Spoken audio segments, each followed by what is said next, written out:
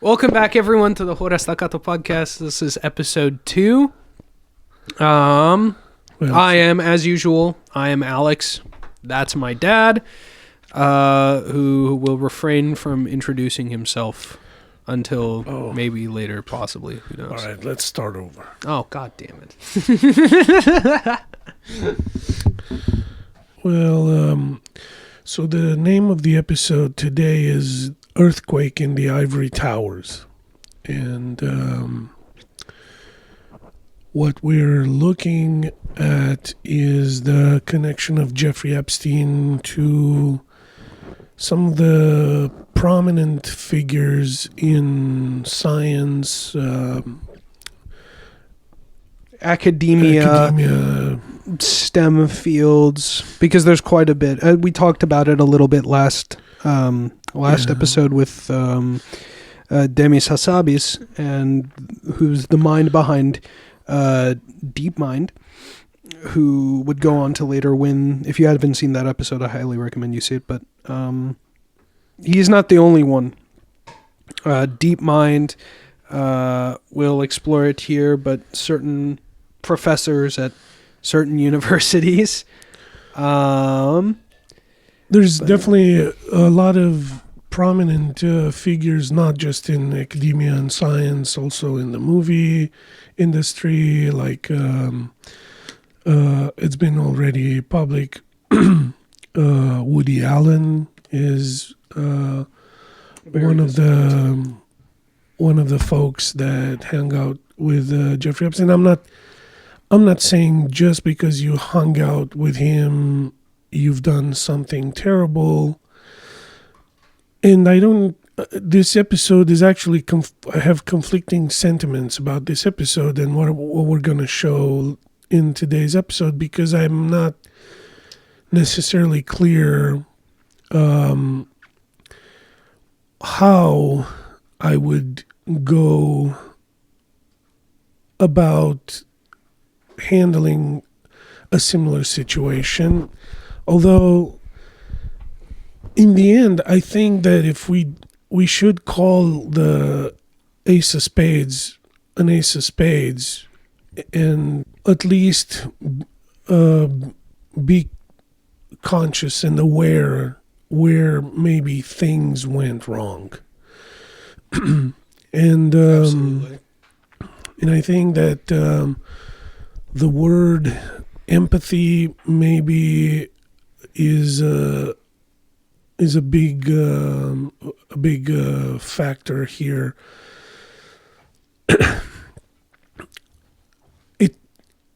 It's been said in the past that in order for bad people to do bad things, all it takes is for the good people to do nothing.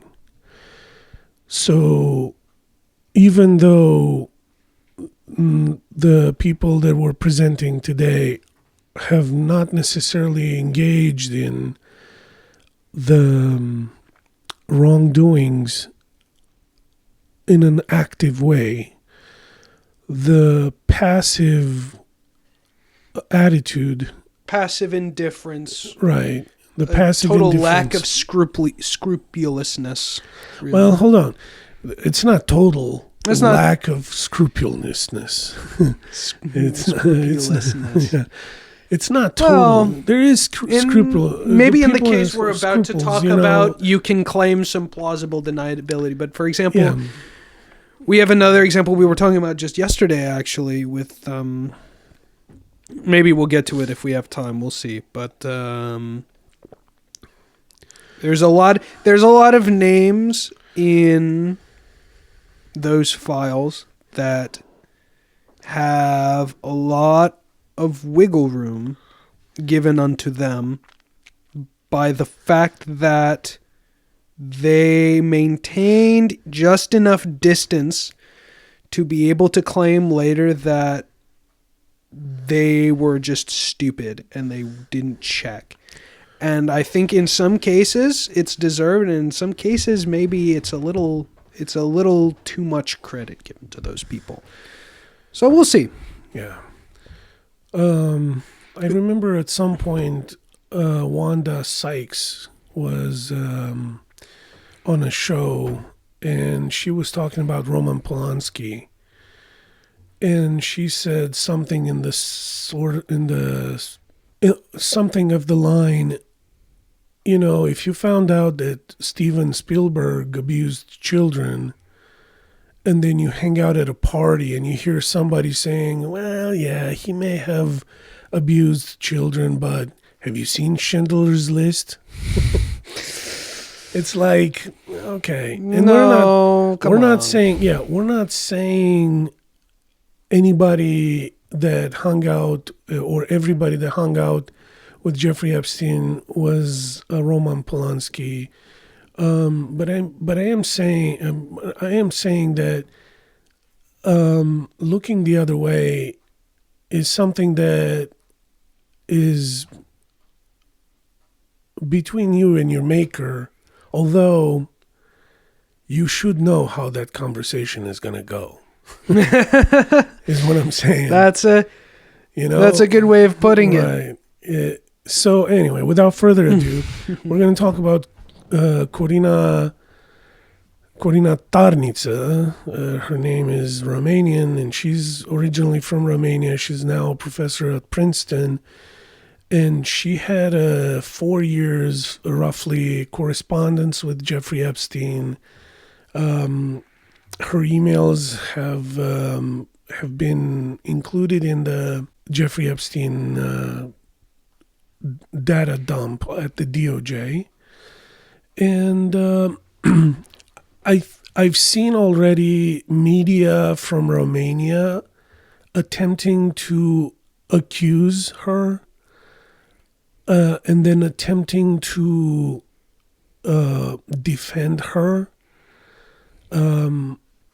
Different media, some people are accusing her, some people are defending her, and I'm having a frustration because the accusers are kind of blurring the lines. They're not presenting the information in a fair fashion, in my opinion. And then the people that are defending her, the media that's defending her, is also doing kind of an unfair job by both sides are not addressing behaving incendiarily. It's true. But so let's introduce the character first. Let's introduce the person that we're talking about. She's, like I said, environmental director, Corina Tarnițǎ. Although she's pronouncing it in English, Tarnita, welcomes you to the program in environmental studies at Princeton.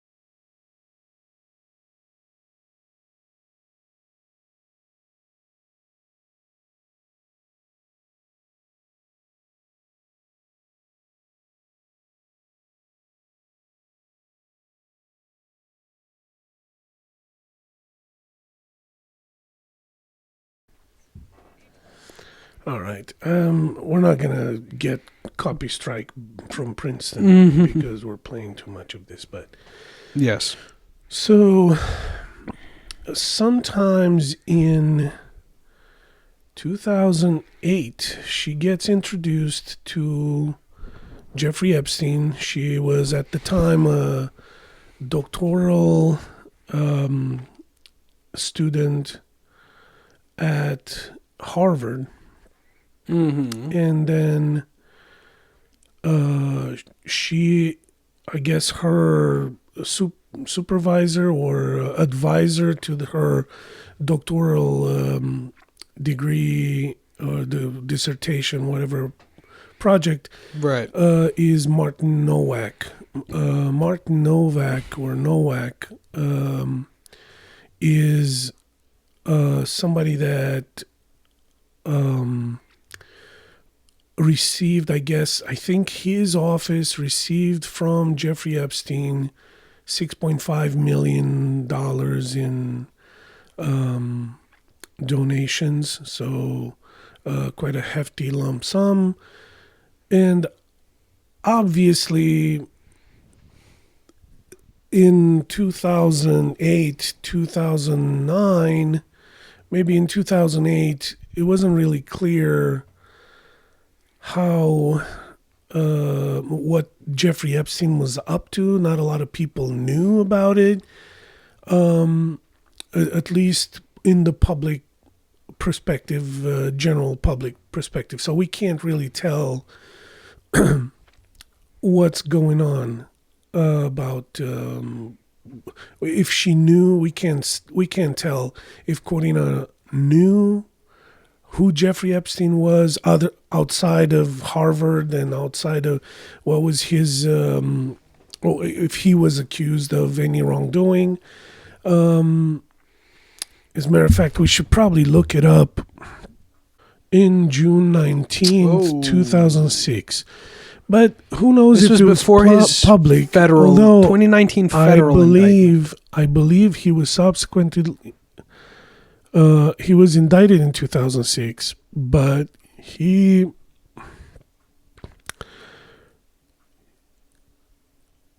pled guilty to a solicitation for prostitution from a minor in 2008. The famous, I believe Alex Acosta was the Florida Attorney General, and Alex Acosta later on went on to become Secretary of Commerce or Labor? Secretary of Labor, I believe. One of those two. So in 2008, for sure, I believe that when he cut the deal, I think that was a public case. And now, of course, even with that, you can say, well, nobody's watching the news as much. People are busy. In 2008, Corina was busy with her work. She was probably looking to get accepted in our doctoral program or whatever led her to ignore the fundamentals here. Although there is a Megyn Kelly, I believe, made a very clear point, which is that in Florida, there may have been the case, but really it's kind of hard to make the case that you've solicited prostitution from a minor. That is not really, it's something that it's like, I don't think it exists necessarily, because a minor can't give you consent. So they won't be able to say that they're prostituting. You can't say that that's the correct approach, which means it's an attempt of rape. Really, you're attempting to rape a minor. That it's not. It's sexual assault. Right. Yeah. It's a different. Well, it sounds like he didn't do it in that case. He did it in a bunch of other cases, but not in this case. But he pled down from all the indictments he had back then to this solicitation for prostitution from a minor, which, again, it's kind of hard to consider. But anyway, so for sure, in 2009, Corina can claim that she didn't know what was going on. And so when she was at Harvard on April 8th, 2009, she wrote an email to Jeffrey Epstein saying, "Hi, Jeffrey, who do you want me to give the wire transfer info to?" And Jeffrey Epstein responds, "Rich in my office," which is, we're talking about Rich Khan, who is, I believe now, in charge of the Epstein estate.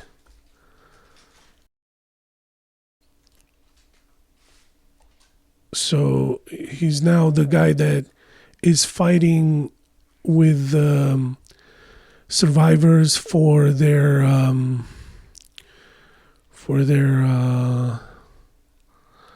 we're talking about this guy. For their settlement. Right, so for their reparations, and we'll blow this up a little, yeah. Rich Khan is the man that she sent the info to. And so she sent, "Hi, Rich. Here is the information for the girl from Romania who will receive $10,000. The bank name is Banca Transilvania, the Bank of Transylvania in Iași, with one of the branches. Swift code, blah, blah, blah. Let me know if there are any problems, Corina." Again, she can claim ignorance. She can claim I didn't know, which is okay. I mean, it's what it is. So Rich Khan wrote back, "Please confirm the wire of $10,000. And Jeffrey Epstein responds, "Yes." This is the first email that I found that was interesting. A second email is a few days later, 4 days later, another exchange. "Hi, Jeffrey," the same thing. For the $10,000, wire was sent. Rich Khan responds, "Wire was sent for the $10,000. The wire was sent Thursday morning. It should hit your account tomorrow morning." Corina writes back, "Dear Rich, this is the last wire transfer info. This time it is for $5,000. Name, account, wire routing."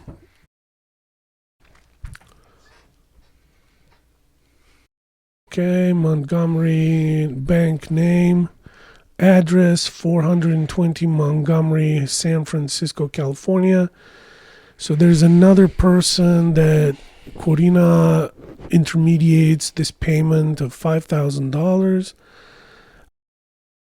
And then I believe Rich Khan emails to Jeffrey Epstein confirming the $10,000 sent earlier, and then additional $5,000 to a U.S. bank account. Jeffrey Epstein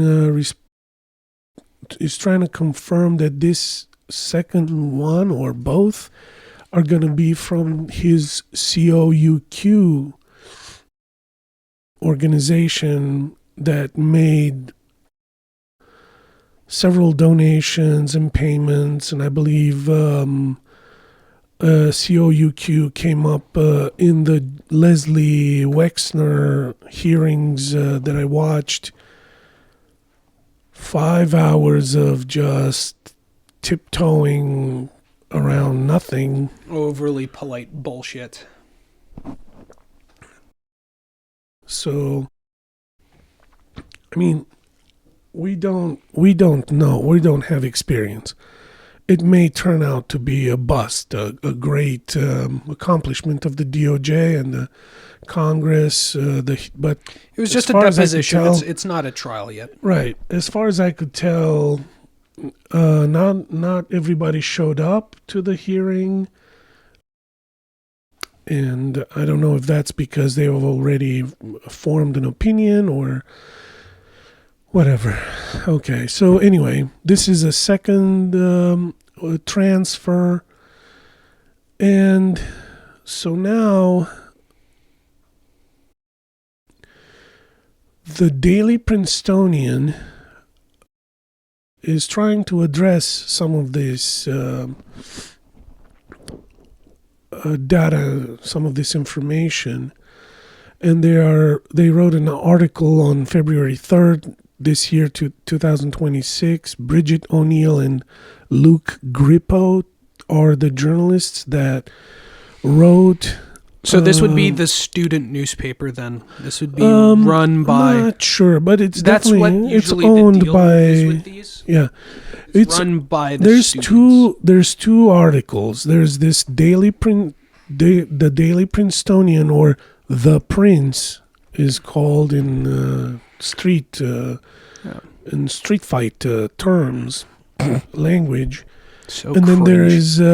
there's Princeton Alumni Weekly, which is, I would imagine, this is the students' newspaper, or maybe it's possible that one of them is of the faculty. Maybe faculty has its own, so yeah. So it sounds like Corina wrote a statement to the Prince, to the Daily Princetonian, in which she wrote that she never saw Epstein behave inappropriately, and that all her in-person interactions with Epstein were in the company of senior prominent scientists. Okay.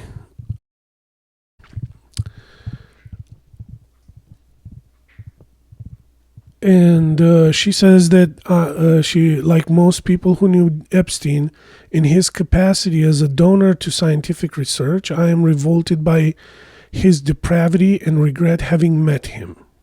Tarnita wrote. Okay. And she said what we've been saying, that she met him through Martin Novak.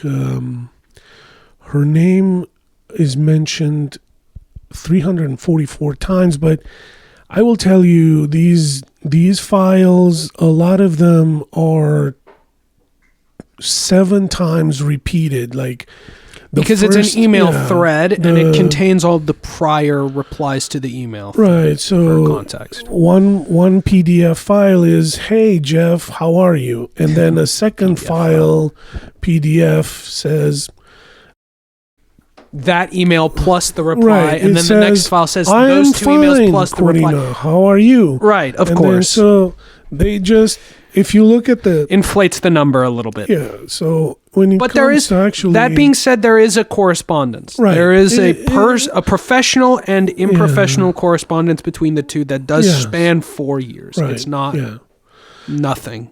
Yeah. And so the Daily Princetonian, the Prince, is they mention here exactly what we said: $6.5 million to Harvard. We should mention also, importantly, Tarnițǎ's professional correspondence with Epstein starts after his initial plea deal in 2008. So her correspondence was over the course of 4 years, from 2008, which is the year he took his official guilty plea for soliciting a minor for sex, till roughly 2012. Yeah, and if I remember correctly, his plea deal was that he had a house arrest with an anklet, which did he get put on a sex offender registry for the state of Florida? I'm not sure. Maybe he did, but regardless, he wasn't at Harvard. Right? Because Harvard is in Massachusetts. if he was arrested at his domicile in Florida, well, how did he get to Harvard? Oh, your mic is going down. Oh. No matter. Doesn't matter. We'll figure it out. We'll figure it out. But but anyway, but then a series of exchanges from 2009 appeared to show that Tarnita helped facilitate wire transfers to 2 bank accounts, one located in Romania, one in California. The names associated with the bank accounts have been redacted by the Justice Department, implying that they are in some ways victims of something, which is what the statement of the DOJ is. Yeah, so the law that is... What is it? Where is it? So the law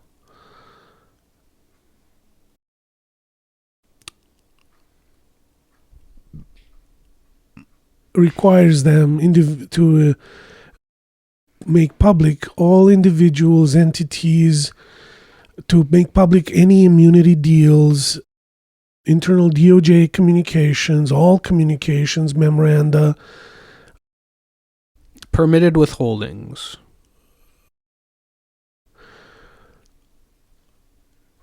So the Attorney General may withhold or redact the segregable portions of records that contain personally identifiable information of victims or victims' personal and medical files and similar files, the disclosure of which would constitute a clearly unwarranted invasion of personal privacy.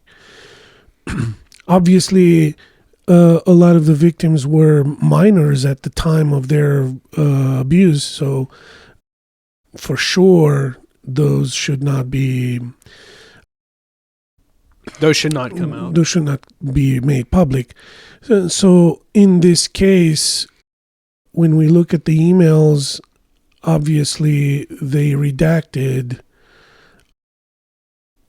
not just but even Rich Khan's information is redacted, but for sure the girl from Romania is redacted. The other person is also redacted, which means in the language of the law as published by DOJ, or not, but by the Congress, these 2 girls are victims. They're redacting the girls' information, which means the girls are victims in the eyes of the law. Now, it sounds, again, in order to be fully aware of all the mishaps that are going on, we need to also say that it sounds like the DOJ has used AI, and everywhere they found a woman's name, they redacted it. However, Corina is a woman, and her name is not redacted. So there's a little Very bit of something. There's a standard that's not necessarily. They also left unredacted, if I recall, the names of several victims. Yeah. Through negligence. Yeah. Through negligence. Hold on. My camera stopped working. Oh, what? Okay. That while she was in the program for evolutionary dynamics, Epstein said he was inspired by Tarnita's career trajectory, and wanted to support other early career women in mathematics. She wrote in her statement. She wrote that he had asked her to help with such an effort in Romania, where Tarnita is from, for which he would be an anonymous donor. Around the same time, Tarnita wrote that the program began to develop a scientific collaboration with the University of Iaşi. The collaboration, she wrote, included a visit by a group from Harvard to give talks, meet people, and conduct experiments that are published in a working paper. In the context of this developing relationship, we raised with the University of Iaşi the idea of an anonymous donor supporting exceptionally promising women mathematicians. Tarnita wrote, the University of Iaşi put forward candidates which I helped vet based on their academic promise. Tarnita wrote that she recalled that only 2 mathematicians were ultimately selected for Epstein's support. She wrote that she helped arrange payments to these women, in keeping with Epstein's stated desire to remain anonymous. Okay. So, in layman's terms, or if everybody understood, I apologize. I need to recap. I'm going to say that what I understand is that Epstein admired Corina a lot and said, hey, I want to help out women just like you that are very good, promising mathematicians. And she's stating that the program for evolutionary dynamics at Harvard at the time was beginning a scientific collaboration with the University of Iaşi. In that collaboration, it was included a visit by a group from Harvard to give talks, meet people, and conduct experiments that are published in a working paper. The questions are, is the working paper public? Can we get access to it? I have not found anything. I will show you. I went to the University of Iaşi because I went to high school in Iaşi, so dope. And so here's a list of international projects that are 2007, 2008, 2008, 2008, 2009, 2010, 2010, 2011, 2013. This is the current website of University Alexandru Ioan Cuza din Iași, of Iași, which is the university that she is mentioning, because this is the oldest university of Romania. This was the first university that ever was established in Romania. None of these programs that are shown here, Spain, Netherlands, anything about France. Harvard or There's actually no I don't think American universities, period. Yeah, I don't think there's any. Maybe. Newcastle is in the UK. Yeah, there's no mathematics here that artificial intelligence, autonomous robots. Maybe this is, but this is with Humboldt University of Berlin, so it's not Harvard. FuseNet, European Fusion Education, Controlled Systems. None of these are. And I would, let me say this, without blowing any smoke up anybody's ass. University of Iași, if they had a collaboration with Harvard, they would definitely put it on. I'm just saying, Harvard is not something like, that's a name that carries a lot of academic weight. From Harvard 100%. Came around. No, you're putting it on. I didn't even know. It's not even listed. So I have. Yeah. So this, hold on. This is. Sure. This is previous involvement in research programs, international projects, chapter, and now previous involvement cost actions.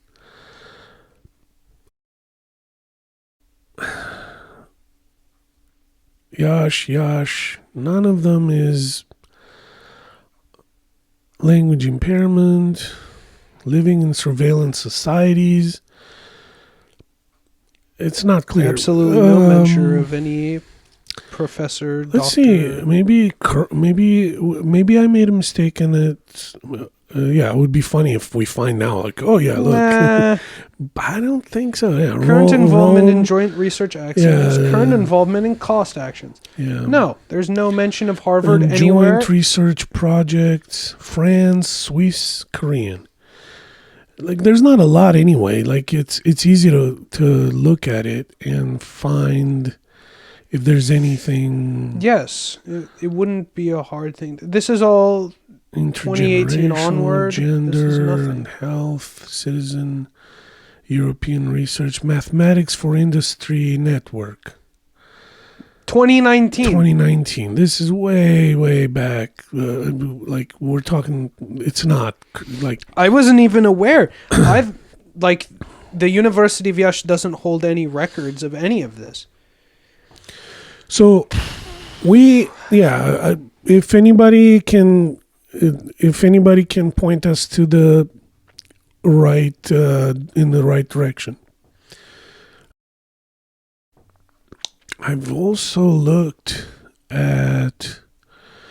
I've searched evolutionary dynamics because that was the program, and it returns nothing on the website of the university. And again, I promise you, if those guys did anything with Harvard, if Harvard even looked at the website, they'd be like, Harvard looked at the website of University of Iaşi.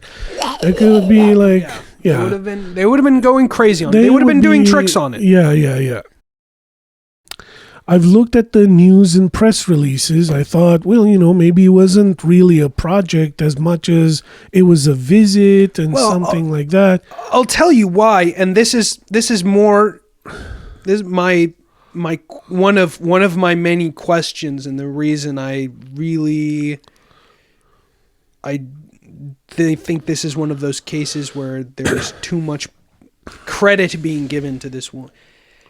Anyone who knows anything about college level, undergrad, or grad school level research knows that that's not how anything works. Well, we'll get to that, but let me. So in the press releases, Geneva, Fulbright senior grants, international welcome, info. That's the YouTube channel of the university. This is in 2008. It goes out to 2009 now. Senate board adopted the new code of ethics. In 2009, there's more. One second here. Grants for 80 young researchers. Maybe look at that. Hold on. So, Shenandoah University, okay, Winchester, USA. So you see, like, if there's something in US, they put it on. They say about it. They talk about it. They brag about it because that's, how you're supposed to handle it. Physics students, theology, PhD, online mathematics here, University Center of Israel. This is Israel. So no, it's not Harvard. All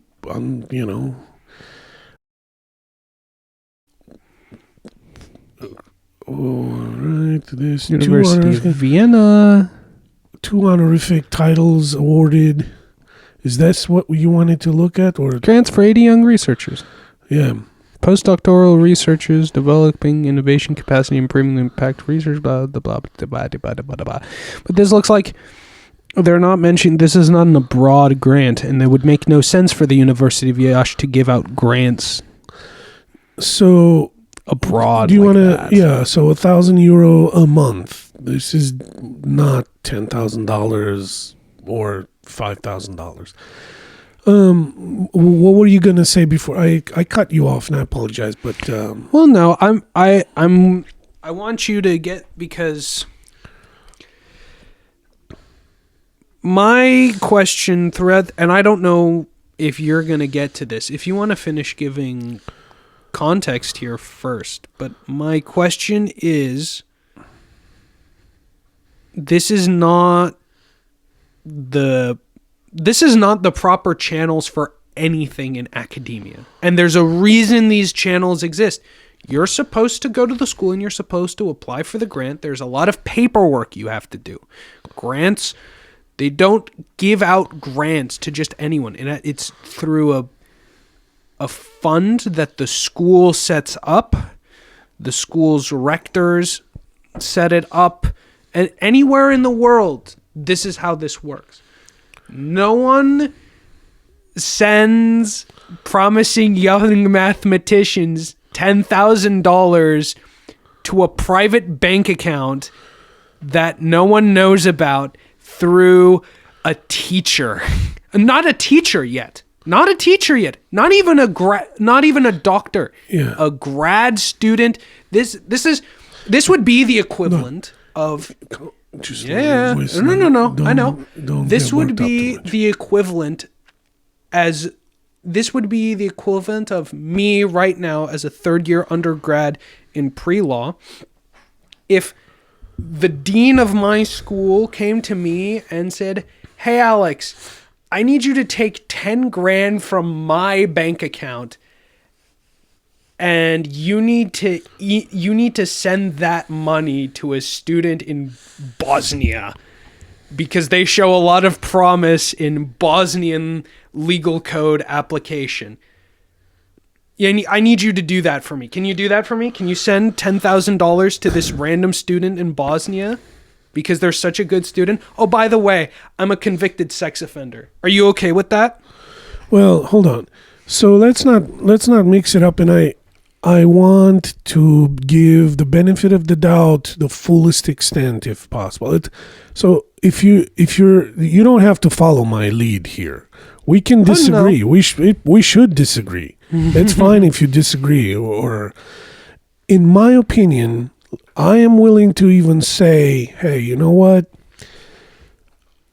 You didn't know, and they asked you for bank accounts for 2 students that you helped vet. You checked their credentials, you checked their capabilities, whatever they took an exam with you, whatever. You were a woman, you saw 2 other women, you looked at them and said, you know what? I see them and I wish somebody would come. When I was a student in Romania, I wish somebody would have come and gave me $10,000 and $5,000. You have to admit, though, that's not how it's done. That's and these channels exist for the purposes of blocking, presumably, abuse like this. Right, because again, these names are redacted. Because Both now of these names are redacted. Yeah, because now these women are perceived as victims in a trafficking scandal, because you don't have to be underage to be a victim in a trafficking situation. I don't deny that. Hold on. I want to finish my point. Another thing that's really strange is that one of the students has a bank account in Iași, but the other one has a bank in California. I am telling you right now, Romanian students? Right? Yeah, a Romanian student in Iași having a bank account in California in 2009 is very strange. For context, we had basically just entered the European Union by that point. 2007, right? But even then, it doesn't make any sense. Are you saying that this was somebody that was... Because in order for somebody to open a bank account in California, you can't open a bank account in 2009. You're still pretty fresh off of 9/11, 2001. You're only 8 years away, which is not even a drop in the bucket. It was still pretty clear. And it should be mentioned the 2008 housing market crash just happened. I can tell you, opening a bank account in U.S. is not everybody. You As a foreign national? You don't just walk into a bank and say, hey, I want to open up a bank account. Do we know that they were because the article and the statement that Corina, because that's what I'm referencing right now. Yeah. Corina Tarnițǎ's personal statement on the matter through Princeton Alumni Weekly. Is that other student a Californian student or a Romanian student? They both were from Iași. The students were, as far as I can...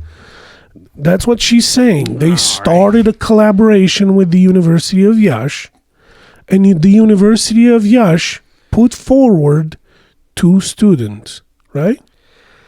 This is still even if we are to assume. Look, I'm showing it right here. Tarnițǎ wrote, the University of Iași put forward candidates, which I helped vet based on their academic promise. Why? No, I understand. Okay, so we may be wrong. We may be missing information. We may not be able to see everything. But as far as it looks right now, it still brings to... So there's a lot of questions in regards to these. And I understand that the Princetonian and the Princeton Alumni Weekly is quoting the Princetonian, by the way. So they quote each other, which is, yeah. So Tarnita's connection to Epstein was first reported by the Daily Princetonian. Okay, so the Daily Princetonian is the source. And she's saying that she helped vet 2 students from University of Iași. The first question is, how come a University of Iași student has a bank account in San Francisco, California? Sorry, 1 second. I'm reading this because I don't think I got through this entire thing. Other correspondence between Tarnițǎ and Epstein included a referral for help with the visa issue. Epstein's hold on. Yeah, let's not jump forward. Haircut. Let's not jump. Sorry, okay. Jump ahead. There's if you're gonna touch on that later, that's fine. Oh yeah. So there's a lot of. What the fuck? I mean, yes, she did help. She did ask for help for visa from somebody named Arda or Adra or something like that. Let me see if I find it. But space time, no. Maybe this one. Sorry, if I'm jumping ahead, I won't. But that's all right. We're good. That's not what I was looking for. And by the way, I've built up this from here all the way down to here. This is how many email chains I've been able to identify. Kind of that are somewhat independent of each other. So there's not it's not thousands of emails. It's not so it's 92 email chains. I may be wrong. Let's say 100 or let's say 80. Somewhere in between those two. And then in November the same year, so these 2 emails, 10,000 and 5,000, happened in April 2009. And then in November of 2009, if I remember, Leslie Groff asked about, wrote an email to Martin Novak. Hello, Martin. In November, she writes, hello, Martin. Jeffrey requested I get the name of the university in Romania that you got the people from. Can you please let me know? Thanks, Leslie. Dear Leslie, which people? Does he mean membrane computing? Which is, it's a method of computing that mimics the regeneration of cells in membranes, like skin or some other, if I remember correctly. Good morning, Martin. Yes, that is who Jeffrey means. Dear Corina, could you please reply to Leslie, maybe CC Jeffrey?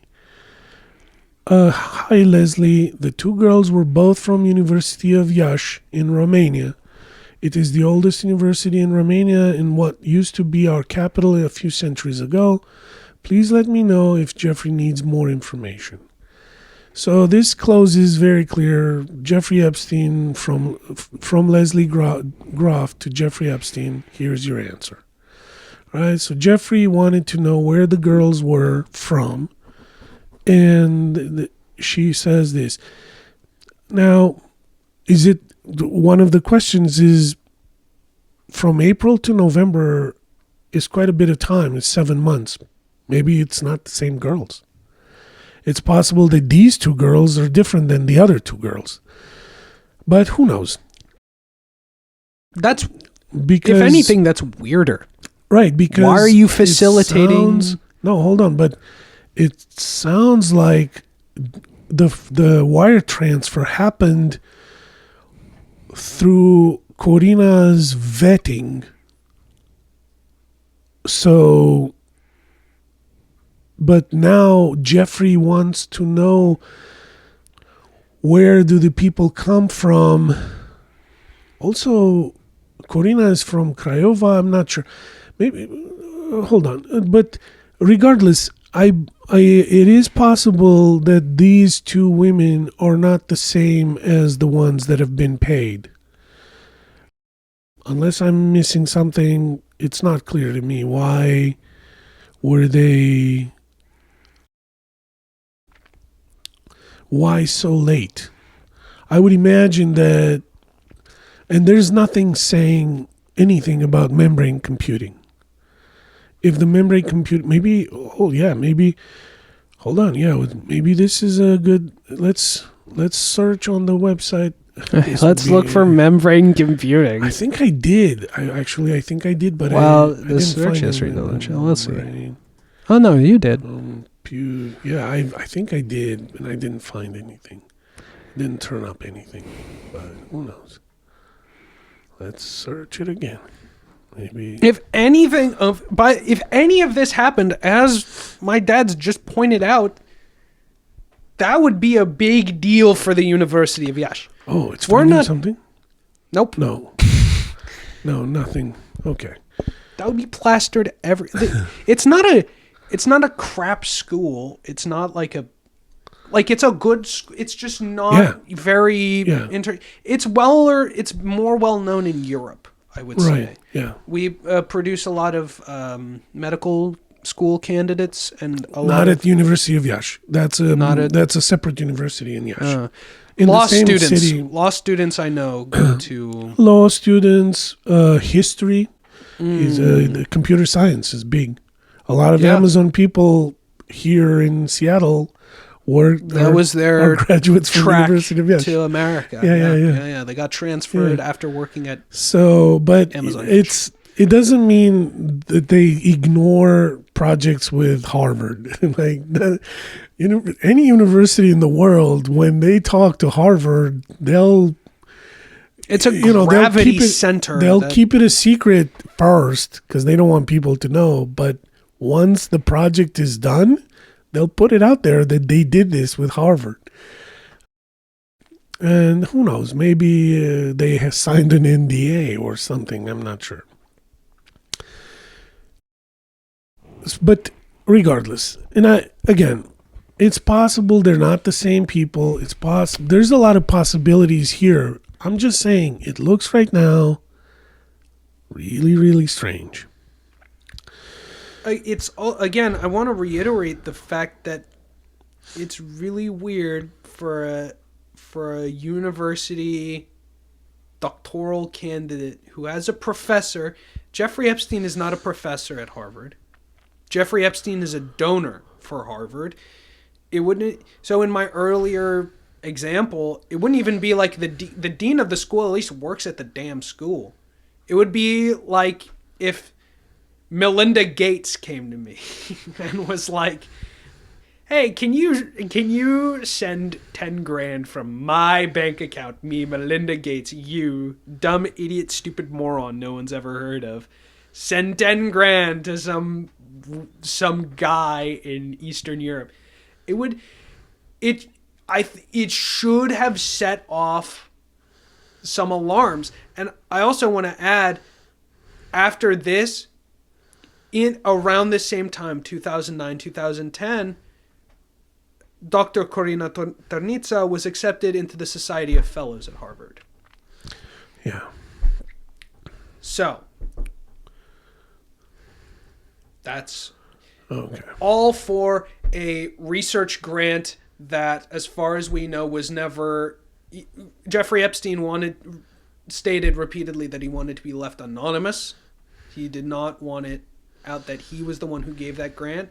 So she was accepted into the University of Fellows for facilitating, or maybe not for it, but while facilitating a wire transfer between Jeffrey Epstein, who had no reason to talk to her about wire transfers to private bank accounts of any kind. There was absolutely no reason.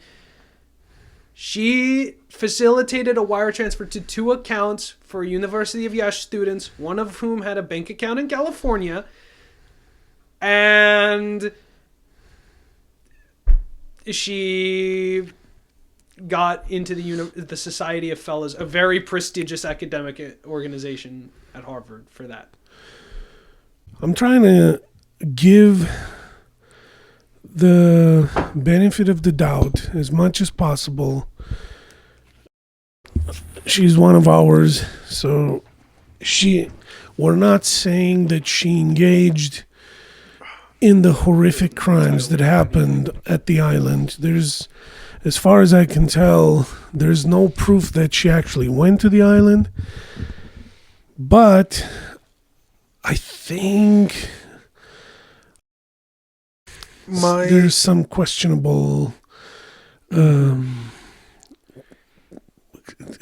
it looks like, in my opinion, she's at best a really useful idiot. Or at Perhaps. worst, is hiding behind this fabricated story of facilitating a research grant. So, yeah. So as I said earlier, they have a lot of interaction after those emails. There's a scientific talk, a lot of scientific talk. Somebody sent an email to Jeffrey Epstein and Corina saying, "Lawrence, it was so great to meet you. I hope you are enjoying Rio. I am thinking so much about what you have told us.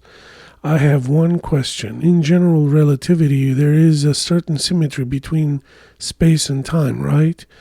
But why does time behave so differently from space in biology? Or do we have the wrong perspective?" So there's a lot of this type of talk where they just they just engage in professional conversations. I'm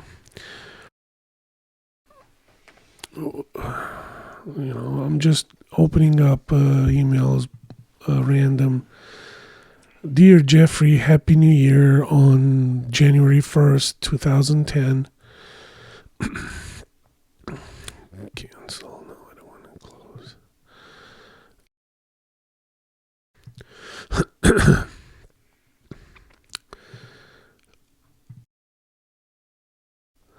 Some websites that they're sending.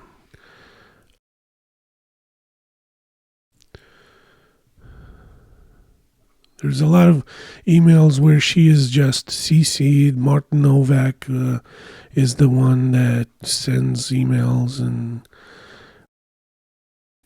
commercial evolution, increased complexity, combinations of little soups or something. S equal OPS. No, but equal here is because a character is some of little stops, maybe. Cause complete, business merge, tons of recent data. You will get monster support from business community, business community.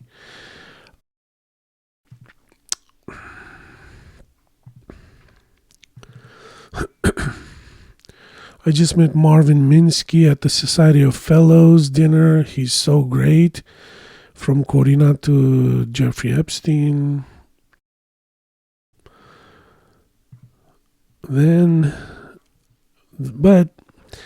So all of these are,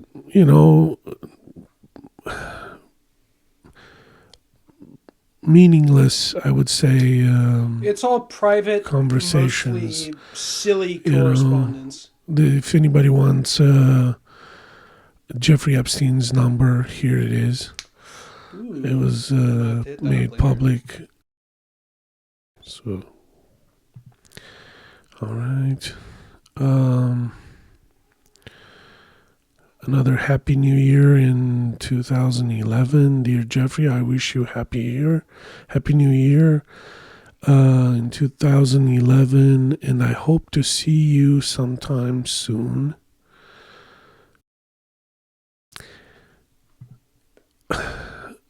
Again, nothing necessarily that is like incriminating or anything. A lot of scheduled dinner with Bill Gates and Boris Nikolic. Blah, blah, blah, blah, blah. She saw Jojo outside. Sultan and Peter Mandelson. Rich Kahn and Rich Barnett. February 3rd. Susan Darren, blah, blah, blah, blah, blah. February 4th. Jess Staley, who is a known co-conspirator there.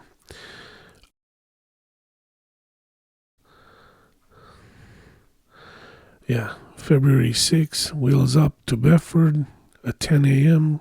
Appointment with Corina Tarnițǎ and Martin Nowak. Keller Halls. So, again, nothing necessarily to be, but there is a but. And the but is on the 2nd of March, 2011, Jeffrey Epstein wrote them an email. And his email says this: Newsweek is doing a story on me and will want to talk to you both, because he's talking to Martin Nowak and Corina Tarnițǎ. Talk to you both. Their focus is on why do so many people want to talk to me and seem to ignore their words, my crime. So in my mind, on March 2nd, 2011, if up until this point, both Martin and Corina can claim ignorance, can claim, hey, we don't pay attention, we don't even read the newspapers, don't watch the news, we're just two scientists so focused on lab work that we're completely cut off from the world. This email is the email where they got the talk. They got the... What happened here? I'm not able to see all of Back from Florida, would you happen to talk on the phone sometime? So, Gave her on March 2nd, he wrote that.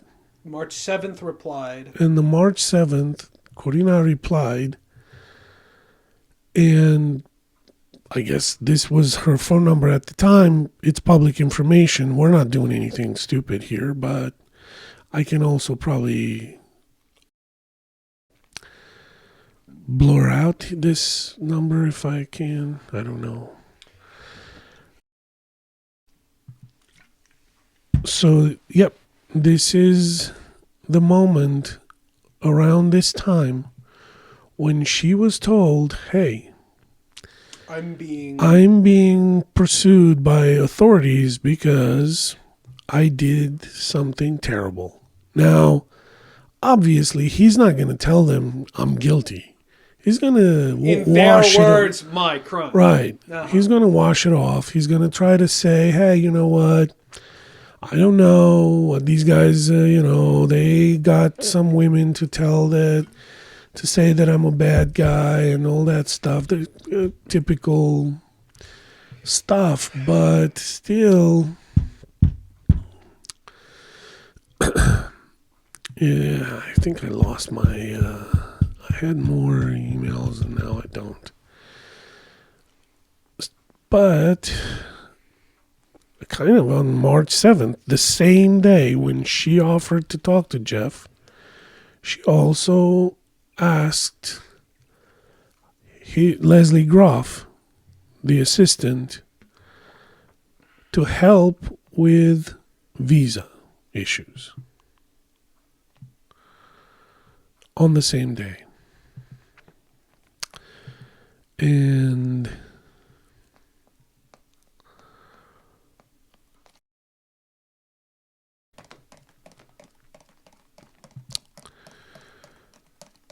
then later on March 10th,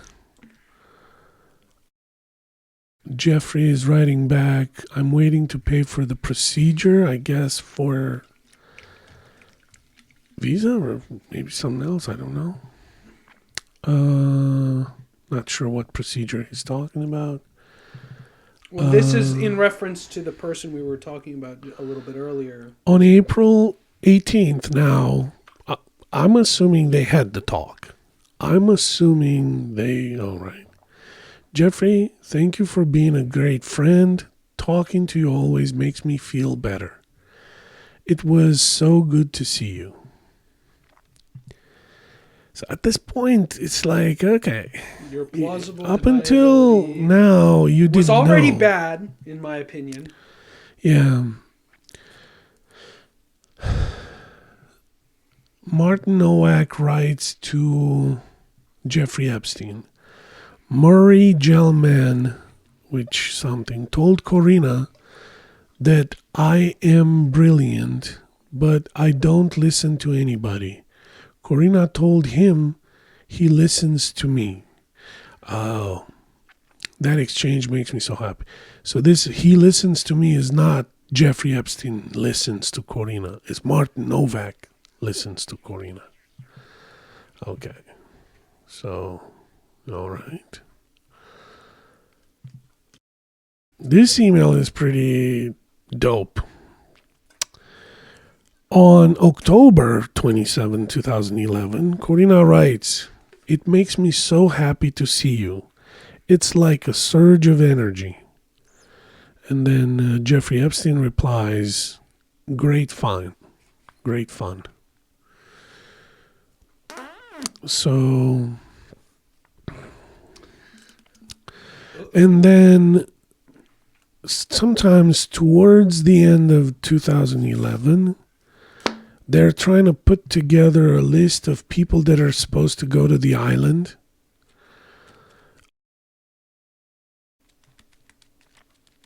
And some people are supposed to go to the West Inn on St. Thomas, which I think,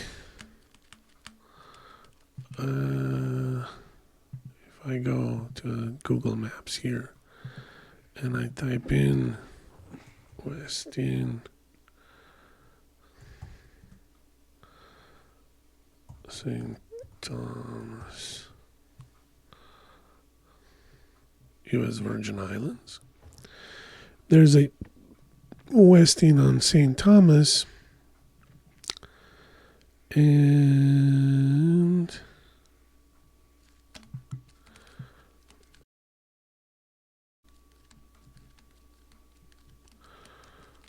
if I go directions here to Little St. James, there you go. What? No, where is it? That's Little St. James right there. You go east a little bit and a little south. Oh, there you go. Yeah. Yeah. So there you go. Little St. James is pretty close. But she's turning it down. She's going to turn it down. At some point, she's going to apologize. She's not going to make it. She is this, and that. Where is it? Makes a surge of energy. Okay, so she is going to miss. This is already 2000. Well, so towards the end of 2011, they put together a list for people that are going to go to the island in 2012, if I remember correctly. And then she's going to apologize because she's going to Kenya. At some point, she gets accepted to Princeton, if I remember correctly. That happened in 2011, very close to Happy New Year, if I remember correctly. So in 2011, she's saying this canceled. Goddamn. There you go. Oh, in December 2011, great news. Princeton officially wants me. Okay, in December. Let's look it up.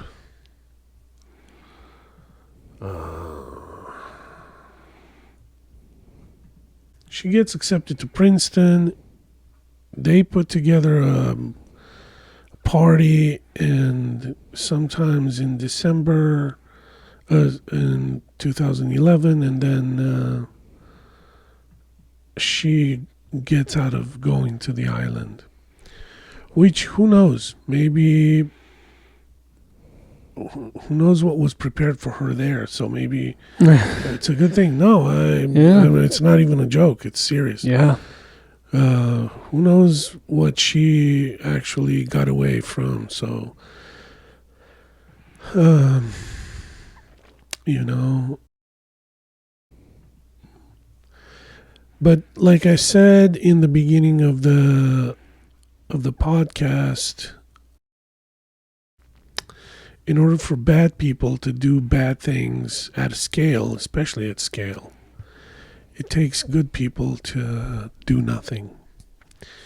And even though Corina didn't engage in this type of behavior, she surely has reasons to look at the fact that she provided bank accounts to women that are currently redacted. So hopefully those women are not victims. And hopefully, maybe, I don't know if you're up for it. Do you want to do a FOIA? I don't know how to do a FOIA, but I don't think it's, I think for a lawyer, that should be something that you should know how to do. And I think anybody can do a FOIA. And you don't have to have any credentials, nothing. No. Anybody can do a FOIA. It's Freedom of Information Act.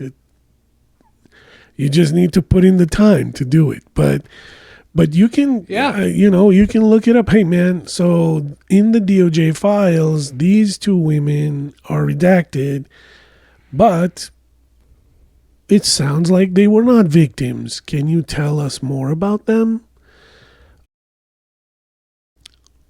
We would like to know who they are. Corina's these two women do sound like victims is the problem. Well, if they are victims, then there should be a clear statement from someone saying, hey, no, you can't have them. There's an FBI investigation that determined that these are victims. And if that's the case, Yeah. well, so you understand what I'm saying, right? Because if Corina, the damage is pretty big. If Corina is saying, no, they're not victims, even though they're redacted, are we now at, what is the standard now? When people are going to post emails between Bill Gates and Jeffrey Epstein and women are redacted, is Bill Gates going to be, no, they're not victims? Yeah, we have to operate on the Right. logic that the Department of Justice... Well, no. We should give the benefit of the doubt and we should go find out the truth. Yeah, if these... Because somebody broke the law. Right. You know, even if somebody broke the law. Somewhere, either these women's names should not be redacted, or these women were actual victims. They claim victimhood, and they want to remain anonymous. In which case, Corina needs to look in the mirror.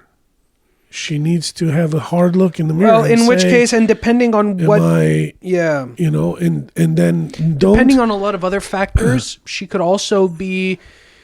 Being ignorant of a crime doesn't make you innocent of a crime. Right. And you can be criminally negligent. Well, yeah, and then the Princetonian, the Prince article in the weekly alumni need to correct the fact, hey, wait a minute, no, we said that these were just researchers and he did this, but it doesn't sound like they were. Also, operating like any I'm not going to say any dumbass prosecutor, but like any half decent prosecutor, I feel would simply inquire, hey, your relationship with Jeffrey Epstein got off to a really weird start. Barely a year into knowing this man, he asks you to facilitate an anonymous grant donation as a PhD student between himself, a donor to the school, not a doctorate, because doctorate candidates have what's the term? You have a professor who sponsors your doctorate and guides you through the process of getting your doctorate. They have an advisor. Yes. So this is a person who you should have really very little relationship with in this field, is asking you to facilitate an anonymous wire transfer between himself and two anonymous Romanian women who are redacted as though they were victims. And then you continued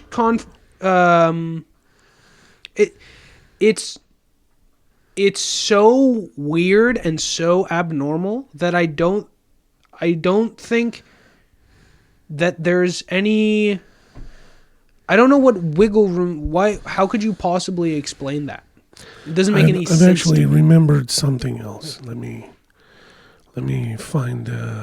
what is it? In a lot of ways, it's a completely inappropriate relationship between an investor and a student. And also, like you pointed out, they had the talk in 2011, and then I think the breaking, after which is in March 2011. Yes. Or April, let's say the latest. But she gave him her number in March. 5 days after that email. They talked. March 2nd to March 7th. Yeah, it was the beginning of March. So I would imagine by the end of March, let's say by the end of April, you've found out that this man is at least suspected of a crime. As first, as a woman, I think you should have done a better job in looking into it. As a person already convicted of a similar crime, right? In 2008. So this isn't this guy's first rodeo. Well, no, I think in 2011, Newsweek was doing a piece on the 2008 crime. It wasn't, because he wasn't yet. No, it was later. We'd have to find that Newsweek article specifically to know what they were talking about. But I don't even know if he came out, really. But I tried, but I'm not that resourceful. But regardless, I'm assuming, I'm going off the assumption that in Newsweek they were talking about this guy is a philanthropist, blah blah blah. But did you know, in 2008, 3 years ago, he got convicted of being a sex offender? Because it was later, his final days were after Donald Trump became president in 2016. Yes. So he got arrested, I think, 2016, 2017, I believe, and then he died in prison. But he got arrested and indicted for more. Right. For more crimes. But if you look, I'm pretty sure in 2008, he got a sweet deal, not just for himself, but a lot of people, co-conspirators, or people involved in the same crime, and a lot of them got offered sweetheart deal, like no indictments. But I wanted to say some.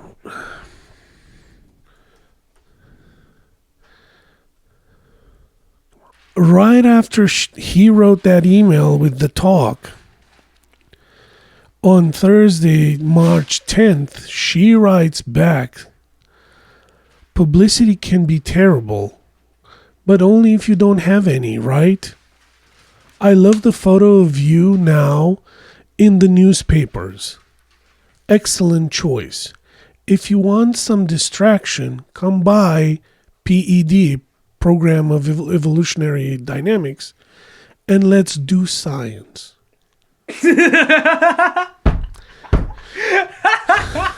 I mean, like, I'm trying to help here, but I remember now. That's 8 days after the first email. So they did. Okay, so they did the Newsweek article because she's talking about it, and she loves the photo. Like, can we? Let's do science, guys. Yeah, and then on I'm April 18th, to have ever known him, by the way. Yeah. By the way. Yeah, Jeffrey, thank you for being a great friend. Talking to you always makes me feel better. It was good to see you. It was so good to see you. On April 18th, 2011, a month and a half away from the original email. So, we're trying to help here, but there's not a lot to work with. There's not a lot to work with. But yeah, University of Iaşi, if you did anything with Harvard, please let us know. We're trying to help Corina as much as we can. It's not clear to me what she gained out of doing any of this. Is it just that she got into the Society of Fellows? Well, so if he donated to her advisor probably told her in private, "Hey, we need to be nice to this guy because he's sponsoring our department. We would be completely lost without him." At best, this would be at best. At worst, Mark Nowak might be one of the people involved in the horrific stuff that happened on the island. Not saying that Corina knew about Martin or anything yet. There's no proof of that. But as far as you are revolted now. She's revolted. But yeah, she's very revolted. We're not very guys. revolted.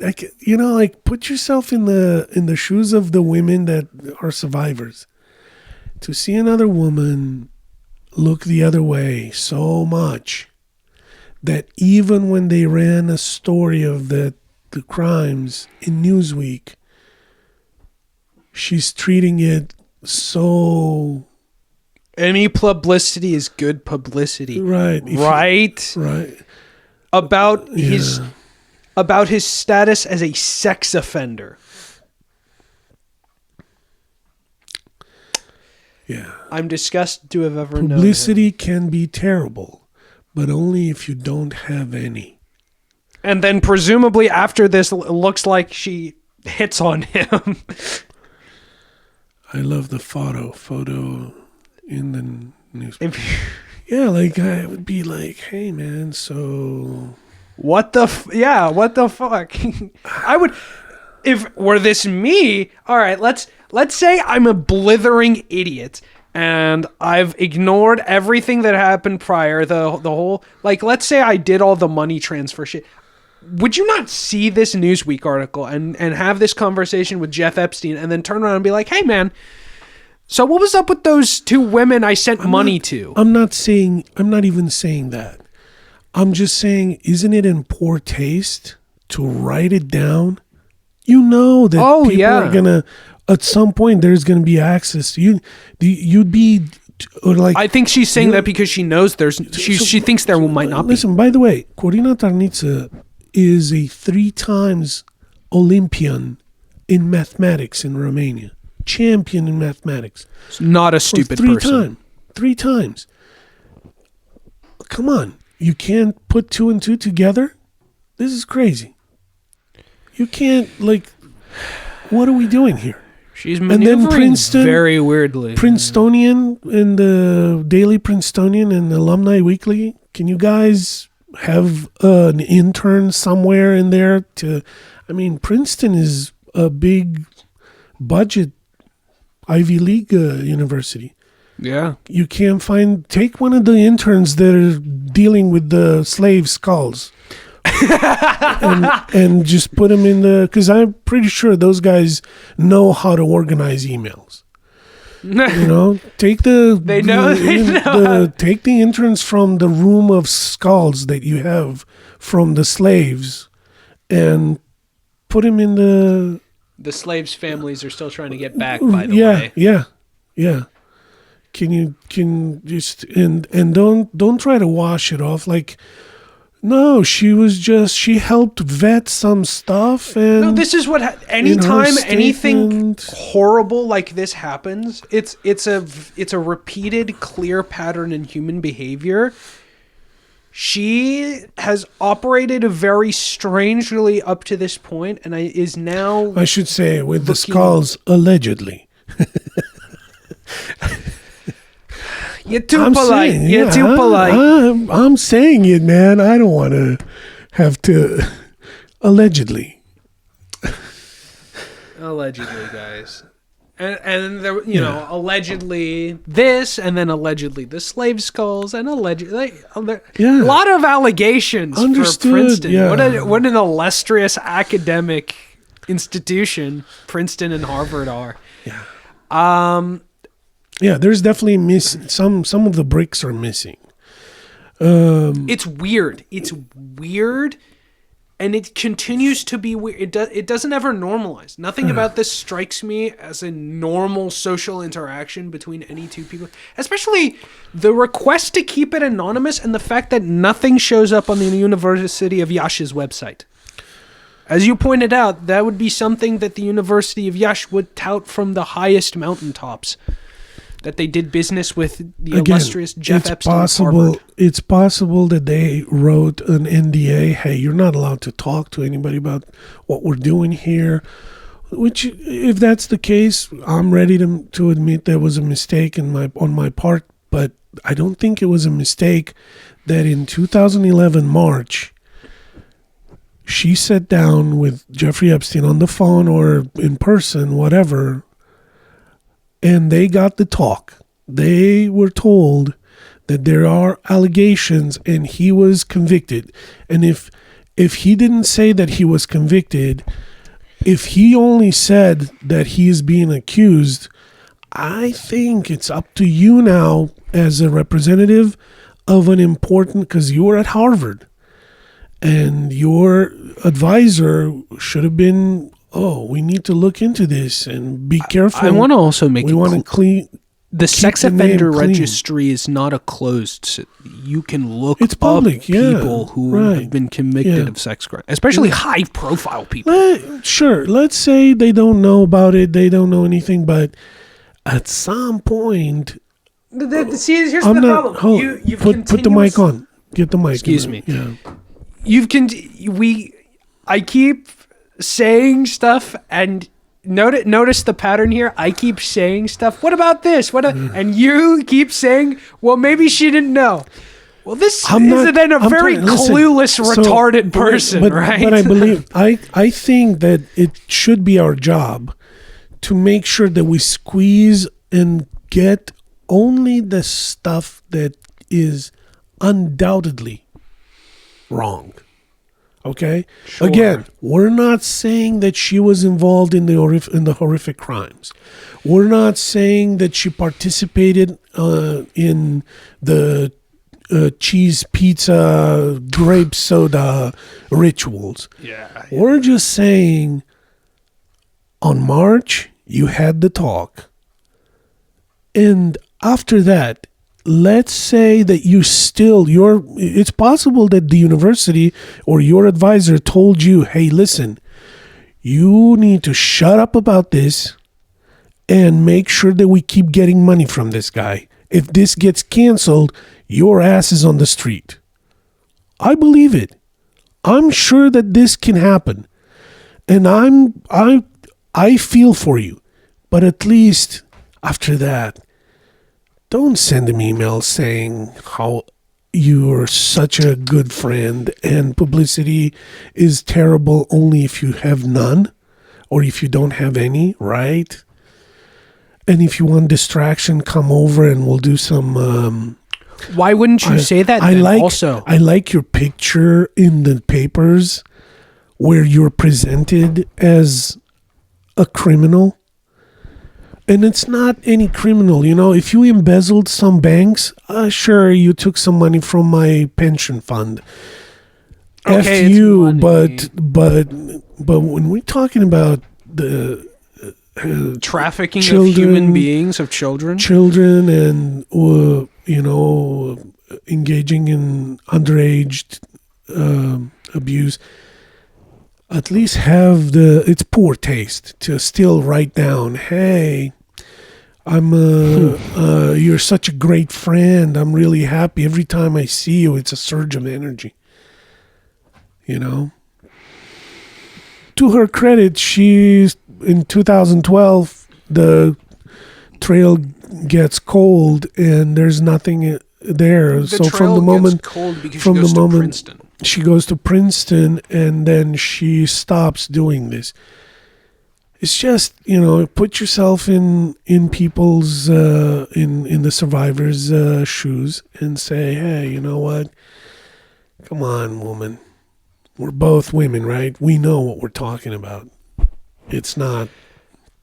That's all I'm saying. Yeah, it's a malicious statement at the end of a string of. She's probably. I mean, it does. As far as I can tell, if somebody wanted to nail her really badly, they could probably pursue her for being accessory to a trafficking situation, maybe with the two victims. I mentioned it at the beginning of this. But I think with a good lawyer and the fair justice systems, she should walk away.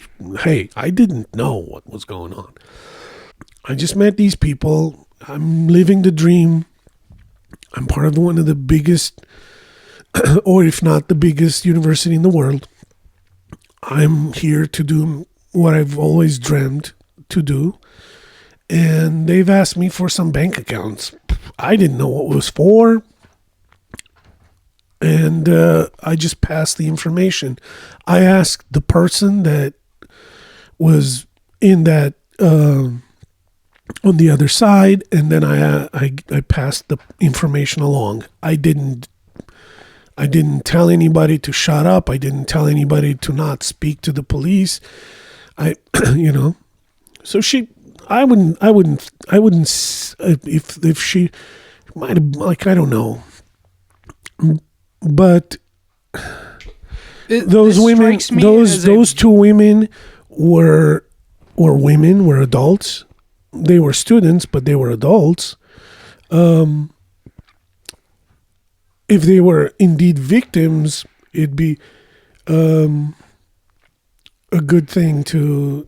And I'm, really, if you want to imagine a scenario where she is being pursued criminally, it would be in the discovery process. It would be clear whether those women were indeed victims or not. And if they were not victims, then everybody walks away because it's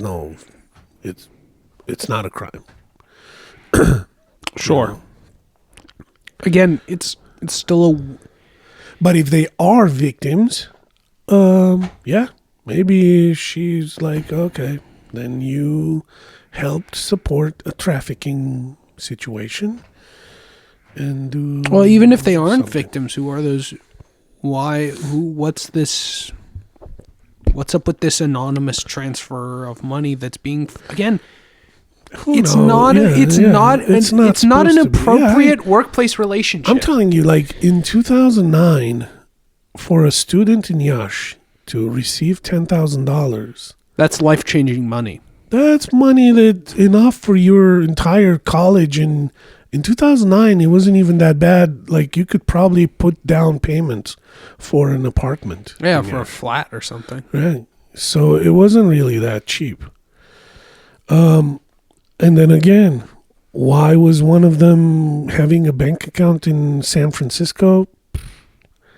That's very strange. I would tell you this. If indeed a Romanian student in Iași had a bank account in San Francisco, either they were a foreign student, like they were an American Romanian student that just said, I'm not going to spend money on a university degree here. I'm going to go back to Iași and do math in Iași. And then I'm coming back here afterwards.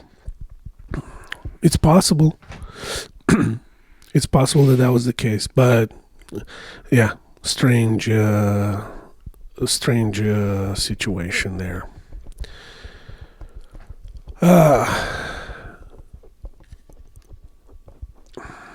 This is, I lean on the side of it's at the bare minimum.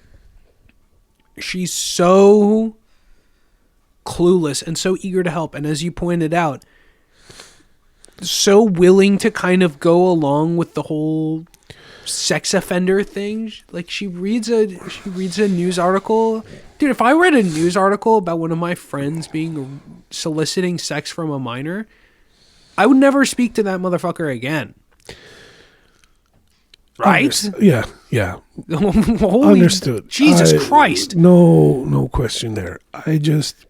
for you to not only continue that conversation, but at the same time, you have to understand that, for example, James O'Keefe ruffled up some feathers, and all of a sudden they found porn on his child porn on his laptop. A bunch of people that are framed, if you have a friend that ruffled up some feathers, it's not beyond reasonable assumption that somebody can frame him. Well, okay. if it's a fake, do your due diligence. But if he's been convicted by a court, it's hard to do your due diligence in these cases, because it's your word against them. That's why it's hard to be a good friend. And maybe that's what she thought she was. Maybe she thought, well, this guy is rich, and some broads thought they could make a quick buck off of his back. And if he presented the situation that way, maybe she felt for him. She felt like, he's been a good friend to me, so he's never hit on me, he's never been inappropriate with me, so I'm going to judge him by what I know of him, and I don't care what the world says. I think, though, that it's in poor taste to dismiss these so clearly. And who knows, maybe, in the grand scheme of things, this is probably a life lesson for her.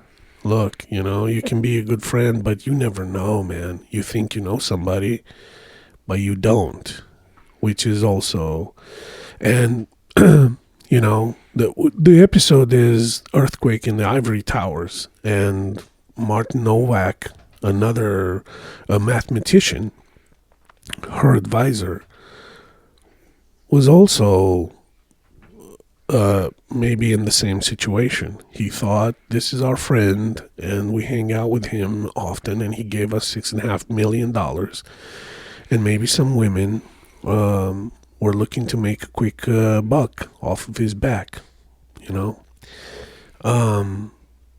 then more and more and more. I would say, though, as far as Jeffrey Epstein goes, I'm confused because I've seen the emails in their 90% majority of the emails that I've seen, and there are some emails where she says that he is brilliant and his mind works really well and stuff like this, and I am looking at the email. I was looking at the interview with Steve Bannon, and I see no brilliance to this guy. No, and by all accounts, he was a very bad investor. He was not a very good investor. Sure. He was kind of a dipshit. But to have, I'm looking and I keep waiting for something brilliant to come, in that interview. Nothing. At some point in the middle of the interview, so he wears a white shirt for half the interview, and then at the middle of the interview, he changes into a black shirt. And Steve Bannon is looking like, oh, what's going on? And he's like, I'm trying something. You're trying what? Black and white? What's going on here? Like, wow, he's trying something. Yeah, he's trying something. And then it just, come on, man, just... that's not how somebody really smart behaves,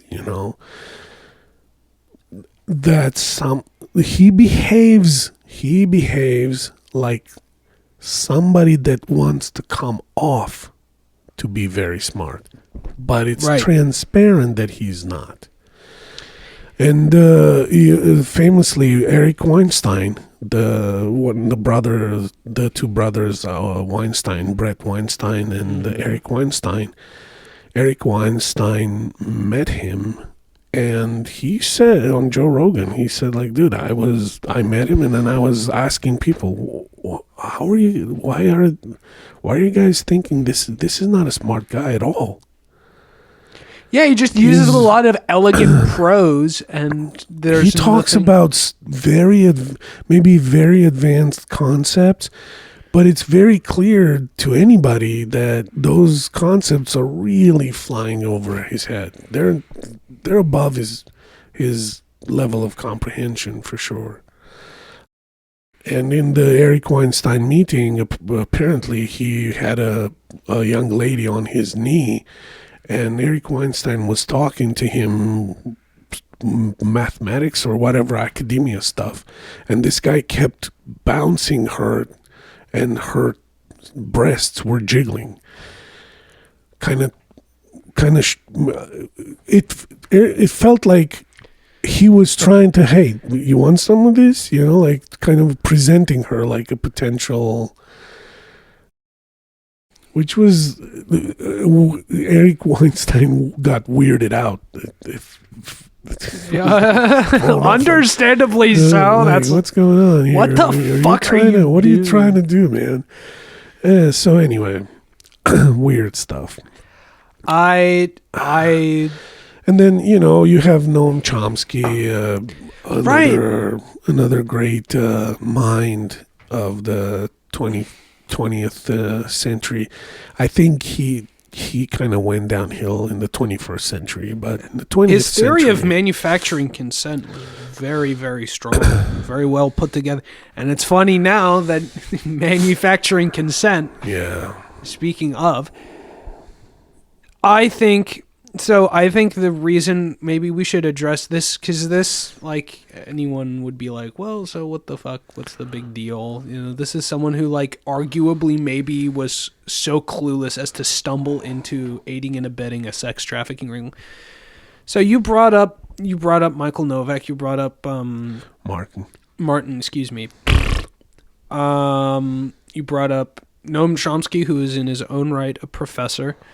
And actually, since then, multiple professors of pretty high standing have either resigned or been fired because of connections to Jeffrey Epstein. And this is another one of those, well, how much did you know if it's even all your colleagues are stepping down? A lot of your buddies that you talk to are stepping down. It's weird that you are dodging so many of these, and you have such you can kind of, well, no, I'm not. I was just a dumb Olympic mathematician, high school, doctoral candidate. And, he asked me to send money anonymously to some women, and I just kind of went along with it. I don't know anything. I just kind of do what I'm told. I just kind of do whatever people ask of me. I'm such a nice person. Like, dude.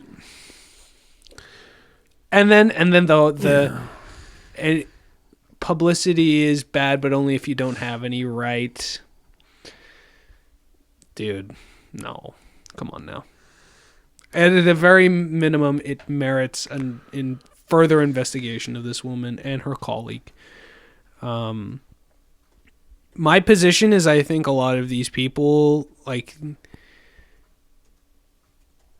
there needs to be some real... It would be very... wrong. It would be amoral and it would be stupid, in my opinion, to let people through the cracks on this, because we've had this problem before. We've had these giant systems of systemic abuse before, and like we had it with the what was his name? The Olympic coach.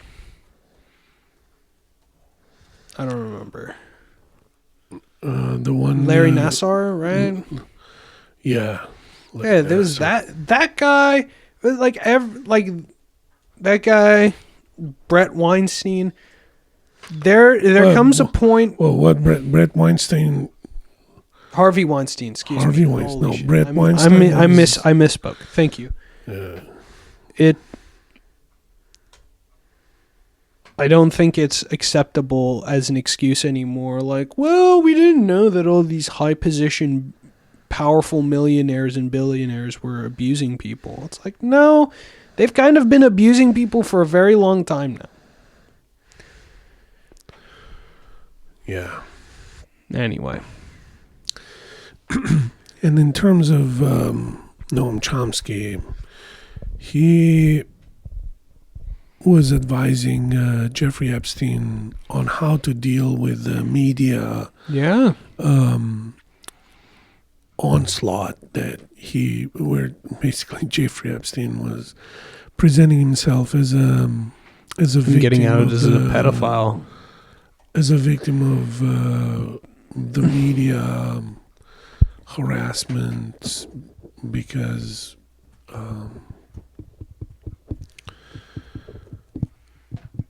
And Noam Chomsky told him, you got to wait it out.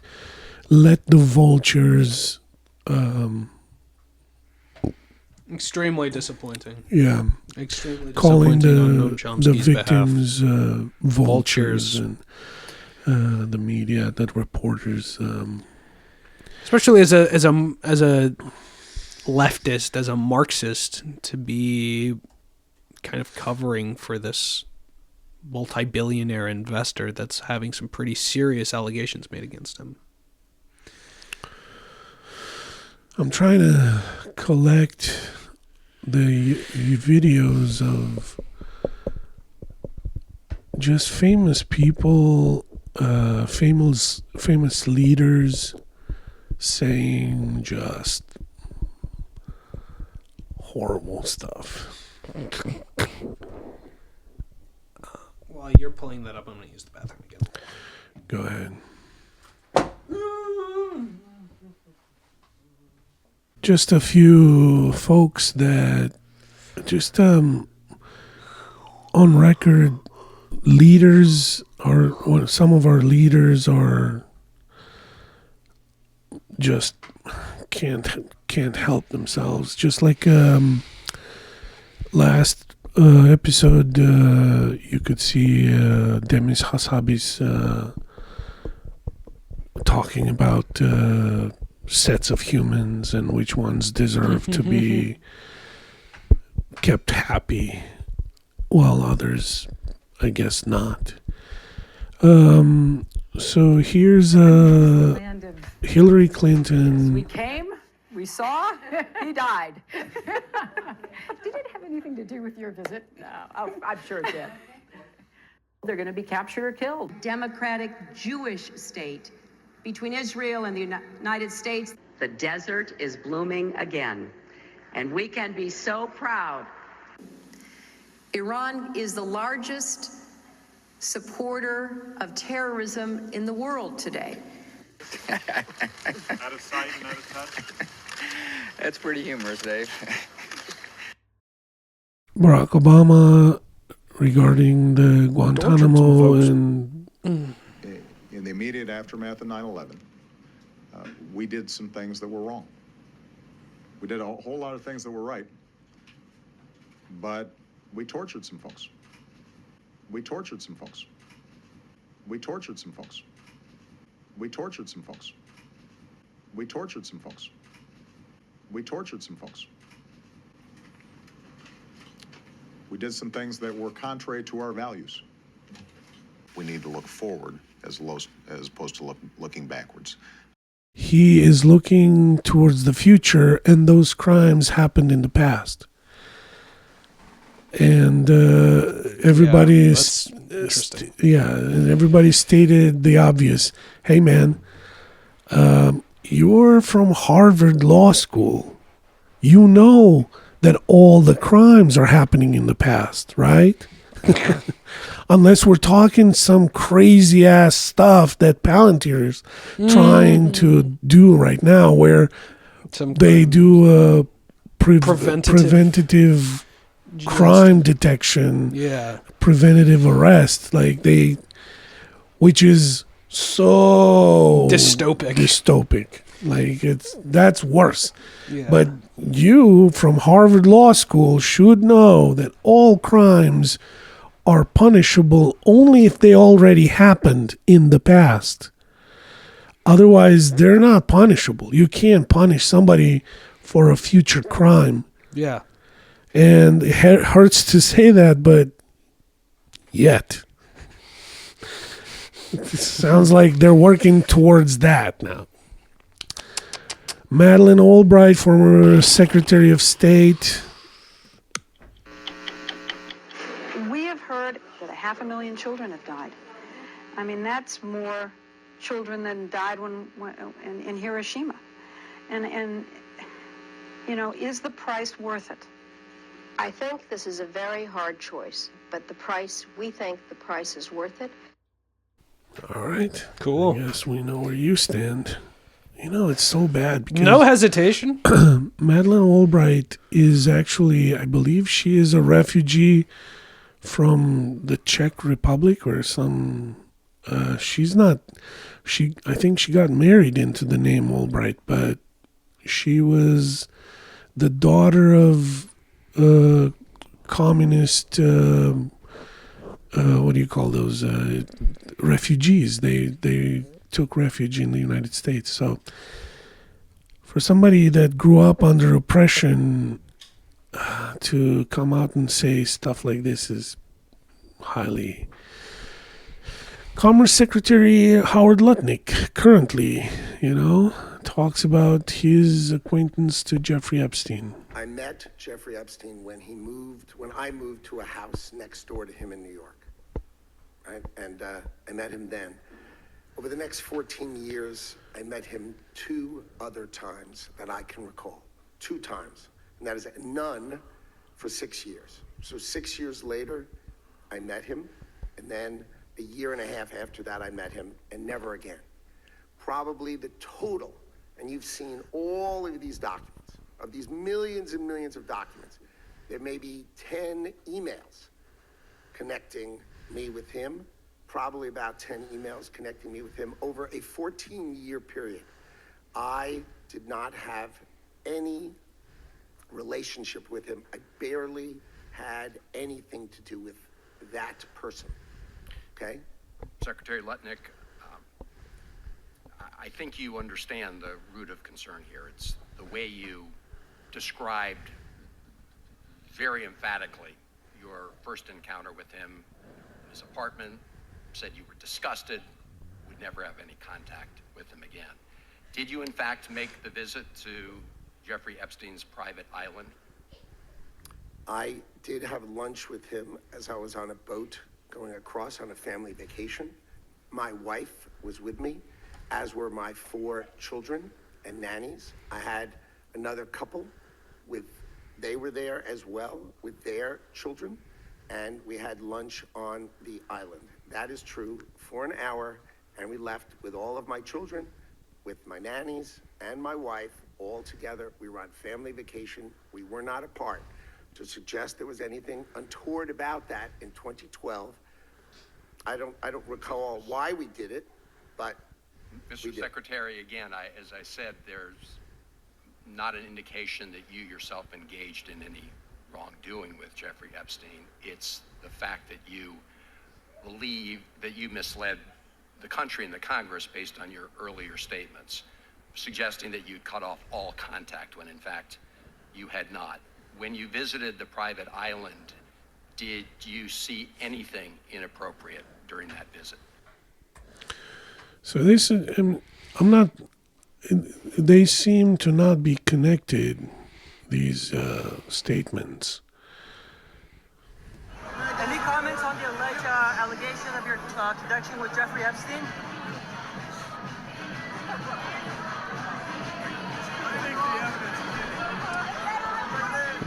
What? What does that mean? What the fuck are you talking about? Hold on, don't scream so loud. It's fine. No, it's fine. So yeah, so and then cool. Donald Trump, and I mean, on and on and on. And it seems to me that it's more and more evident that the elites are. We thought the social contract was that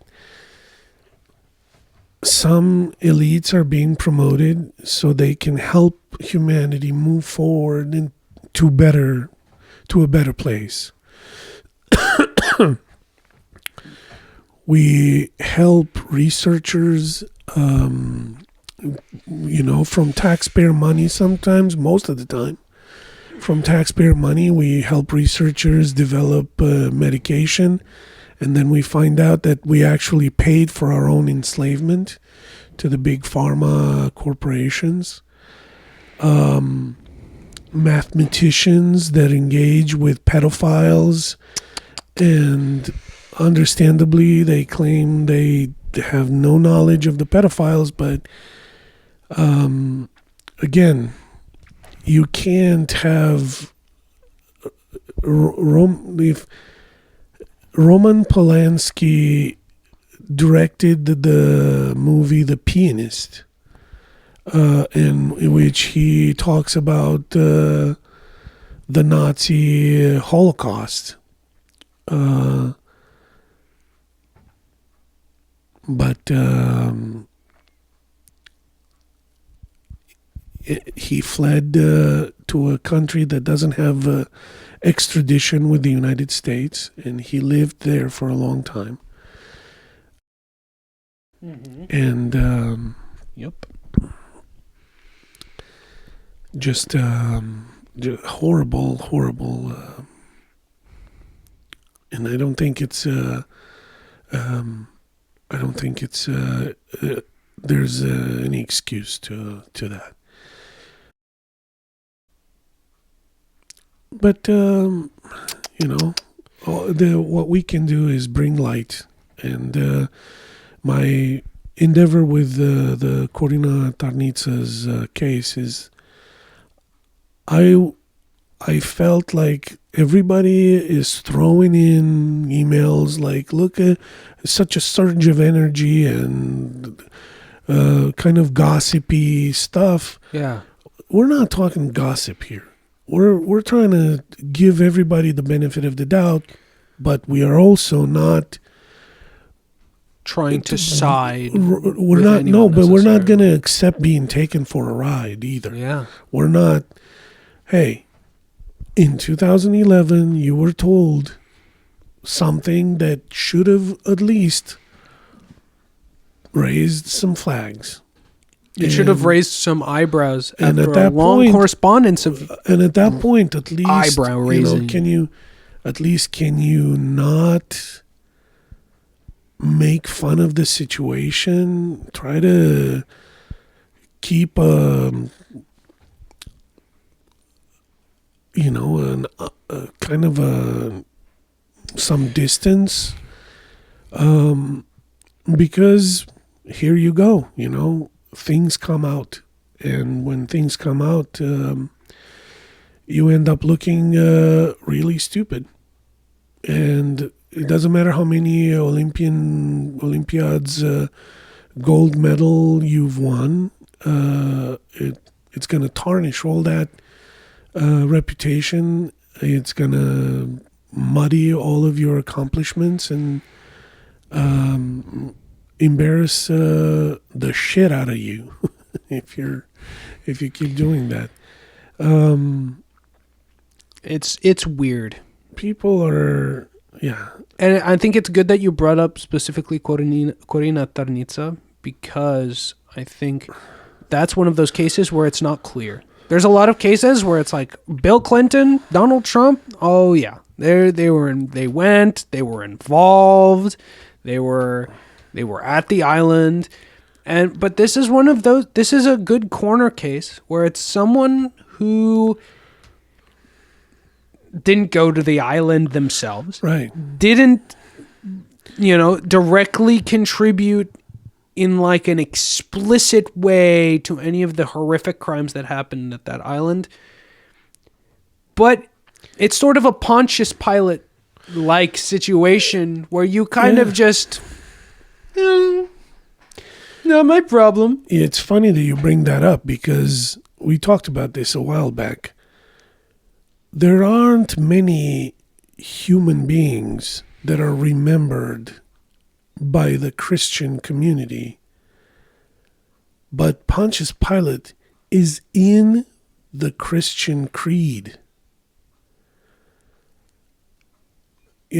There's Jesus, who was Son of God, is mentioned, and you could say, he was also human, and Virgin Mary, who was also human.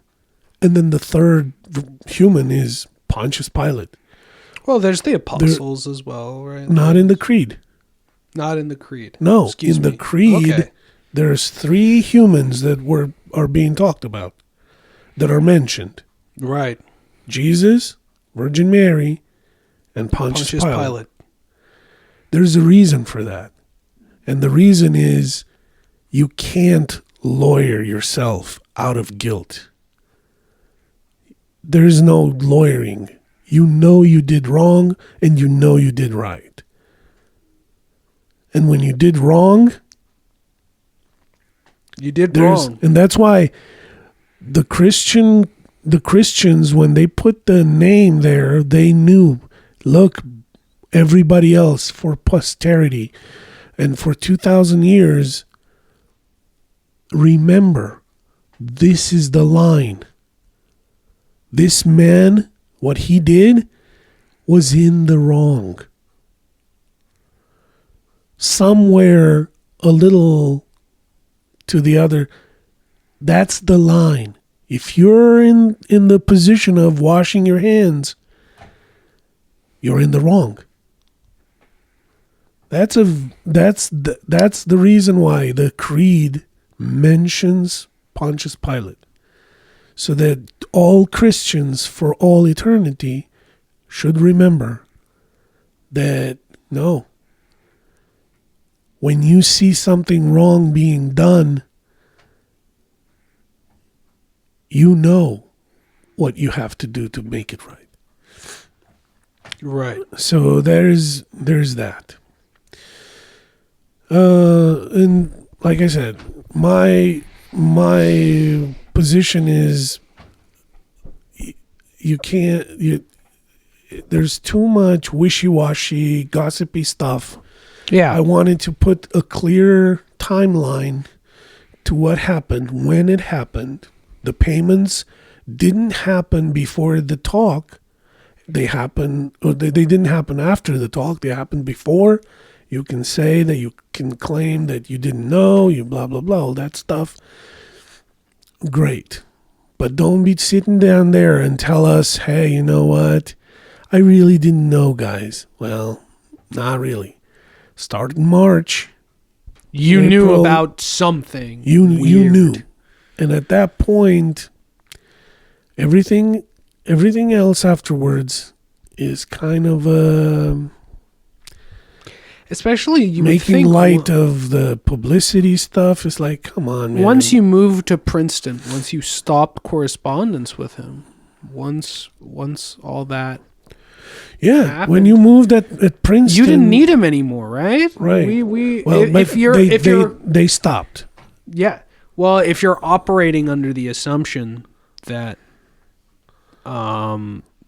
this guy was being weird, and he was making weird requests of his doctoral candidates, and the people working close to, like, the Novak guy. Why, like, once you left, if you don't need him to finance your department anymore, why wouldn't you come out and be like, hey, yeah, this guy made me send some money somewhere anonymously. I would imagine you go to talk to the FBI. You gotta, you would have like, to be hey. like, after you left, and if you're operating on the assumption that who knows, you needed to be nice, you needed to suck up to this guy, you needed to glaze this guy, because that was what was keeping your career afloat. Without that guy, you're on the street, you're homeless. Okay, I still don't like that you did that. I still strongly disagree with that course of action. But fine. Who knows? But after you left, you didn't need him any. Like, dude, hey, yeah, this guy made me transfer a bunch of money, and he told me over the phone some things that were really weird. Let me play the advocate to the other side. But you did see that in 2011, the newspapers, Newsweek, ran a piece, and nothing happened to him. At that point, you might realize, wait a minute, this guy is like, he's got leverage. Like, I can go to the FBI and I'm going to end up in jail for ratting him out. Who knows? At that point, who knows what's the, but I'm not talking about, going to the FBI, but I'm talking about, like, come on, making light of the newspapers publicity is bad, is terrible if you don't have any right. And making, it's in poor taste. It definitely at least in poor taste. It shouldn't have been done. All right, let's move on. I think we've milked this cow enough. I mean, still on the topic of washing your hands. Kind of. Sorry, one moment.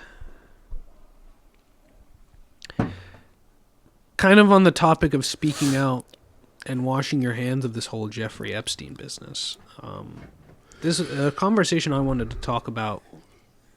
A philosophical point. There's no real, I can't point to, there's no empirical evidence, there's no legal evidence I can present here, but from a philosophical, societal perspective, I was having a conversation with some friends over dinner, a week ago-ish, a week and a half, and one of them asked about something really interesting, because there's kind of a lot of people are talking about the Epstein files. There's a lot of if any of our audience is on Instagram, maybe certain corners of Instagram, you'll know that there's all sorts of meme AI songs. Everyone kind of talks about it in an increasingly comedic tone, a very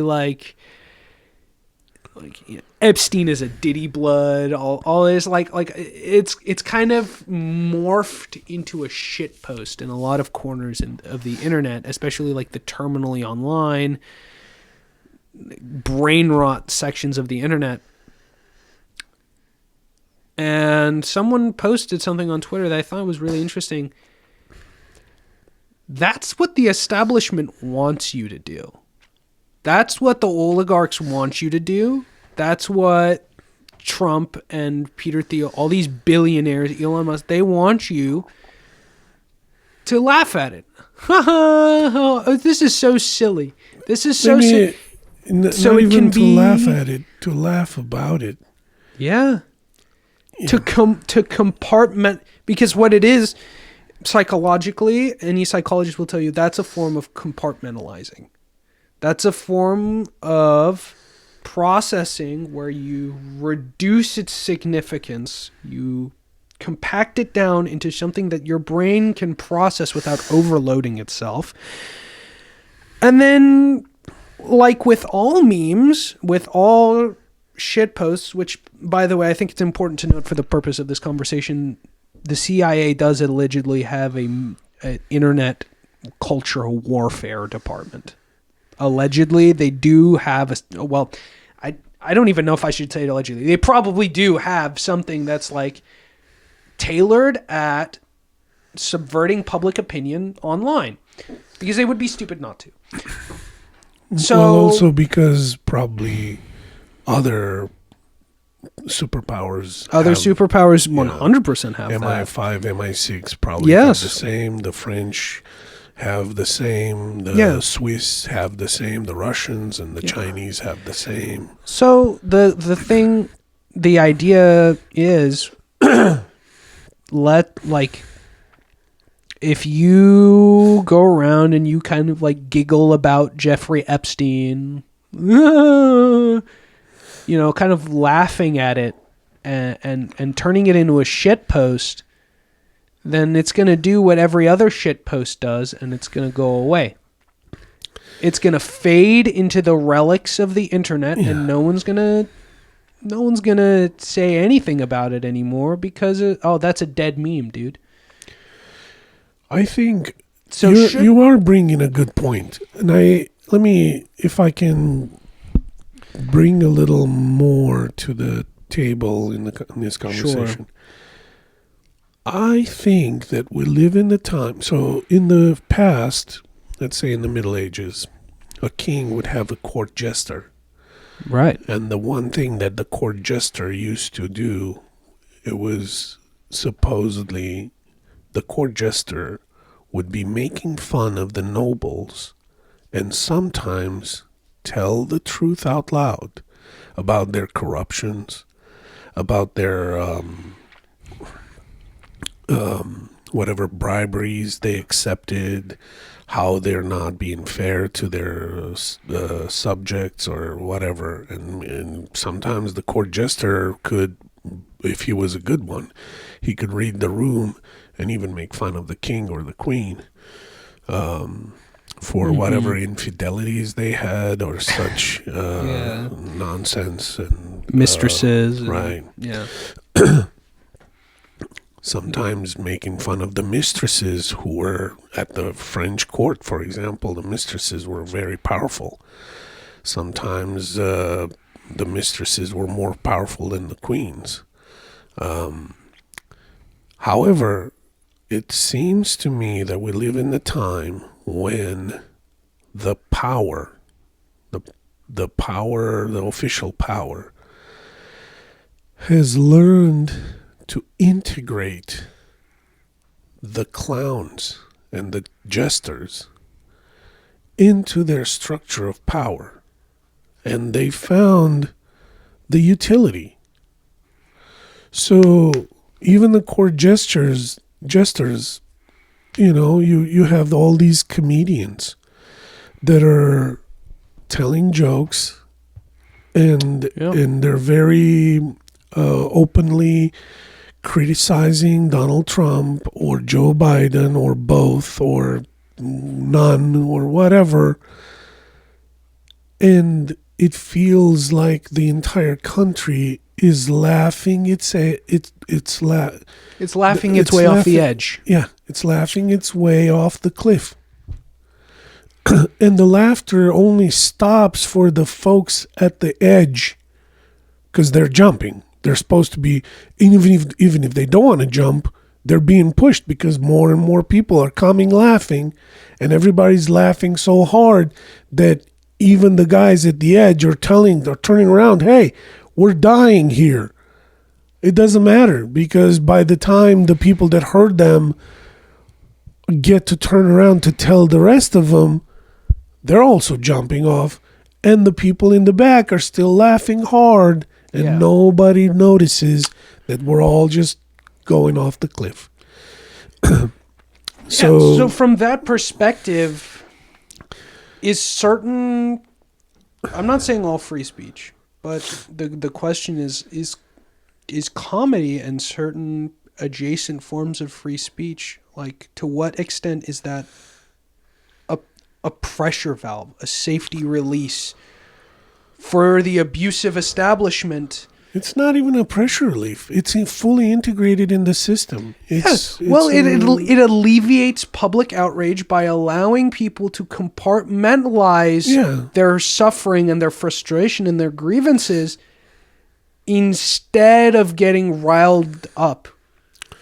The French Revolution didn't have jesters for the people.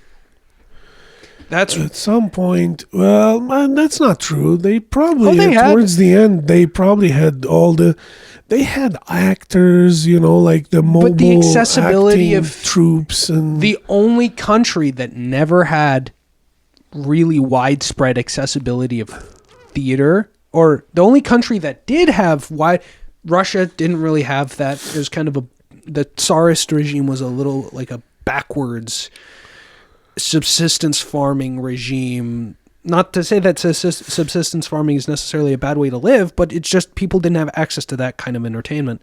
Same with France pre-French Revolution. The only country that didn't was Britain. And notice that's why Britain has never been a republic.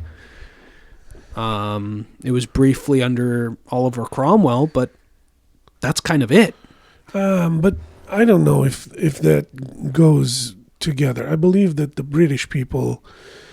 But to what extent is entertainment kind of just siphoning off pressure from you being mad at the ruling class, right? To the extent that you're willing to accept it as a pressure valve. Because I believe that the evolution of the anger is going to be, and it still is organic. People find jokes and find comedic content as a form of them coping with the trauma, the Jeffrey Epstein trauma for sure. This is a nationwide, nation-spread trauma. International. People, yeah.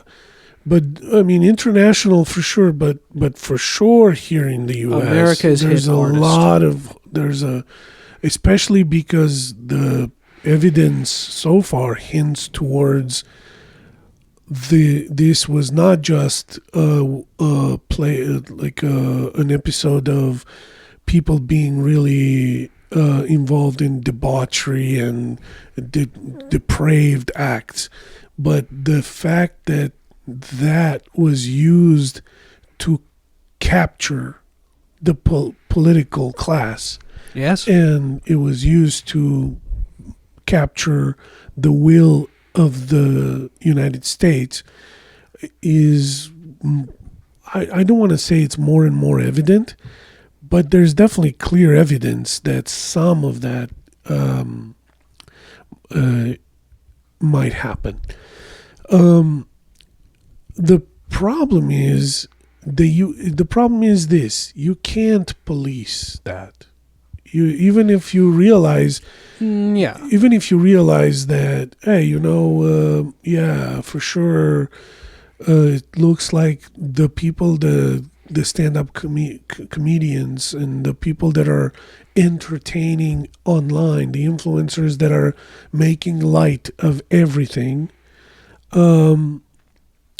are used by the power system to really trick the public's mind into accepting, if not accepting this form of debauchery, at least ignoring that specific episode and moving on to more important things like more recent groceries and wars and such and such. So there is definitely a method of coping. I think again, we're going back to the first episode 0. The solution to all of that is educating people, which is what we're trying to do here. We've tried to explain to people this case. Yeah. I know not a lot of people are going to watch, necessarily pay attention to a Romanian background American scientist from Ivy League institutions that somehow tangentially got involved in this conundrum. And we're not looking for anybody to be burned at stake or crucified in any way. We're just making a fair system. This is what happened, really.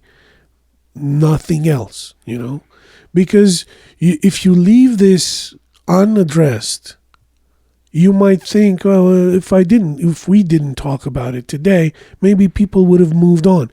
But what if they didn't? What if 3-4 months later, they come around, hey, did you hear there was a Romanian woman and she did this and she paid for money for sex slaves and whatnot? Yeah. And everybody would be like, oh, burn her to the stake. No, hold on. We presented the facts when she intermediated the payments. She didn't have all the information, very much likely. And yeah, she was maybe not as remorseful as somebody would have preferred, but really all that happened is this and nothing else. Because the public's imagination, once they start looking for witches to burn, they're gonna see stuff and amplify whatever terrible things happened. So that's all you can do. You educate people, and you don't let any stone unturned.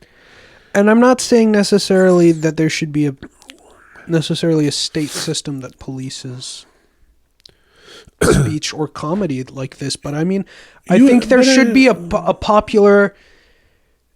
You can only. There should be an appeal. Listen. Yeah. You can do what you can do. And yes. If in your mind, listen. If in your mind somebody's joking about this, you can either ignore it. If you feel uncomfortable, you can even tell them, hey, this makes me feel uncomfortable. I don't know where you are, but I'm not done with this guy. And you speak up, and in the end, it's all allow, and you're allowing, and you're being part of a grassroots reaction, where you're saying, hey, we all together should acknowledge that these are horrible, horrible stuff, that's the acts that have happened, and they should never happen again. And we should vote out the politicians, the incumbent political class. I'm trying here to make an appeal to what remains of the middle class, to the class consciousness of people that would be easily influenced, and maybe because humans want to move on, right? I don't know why it's not just middle class, the remaining of the middle class. Lower classes too. Oh, yeah, everybody. And all the working class, all the people, even upper classes. If you have any morals that are left in your brain and in your soul, and you still like to wake up in the morning and look in the mirror and recognize the person that is in the mirror,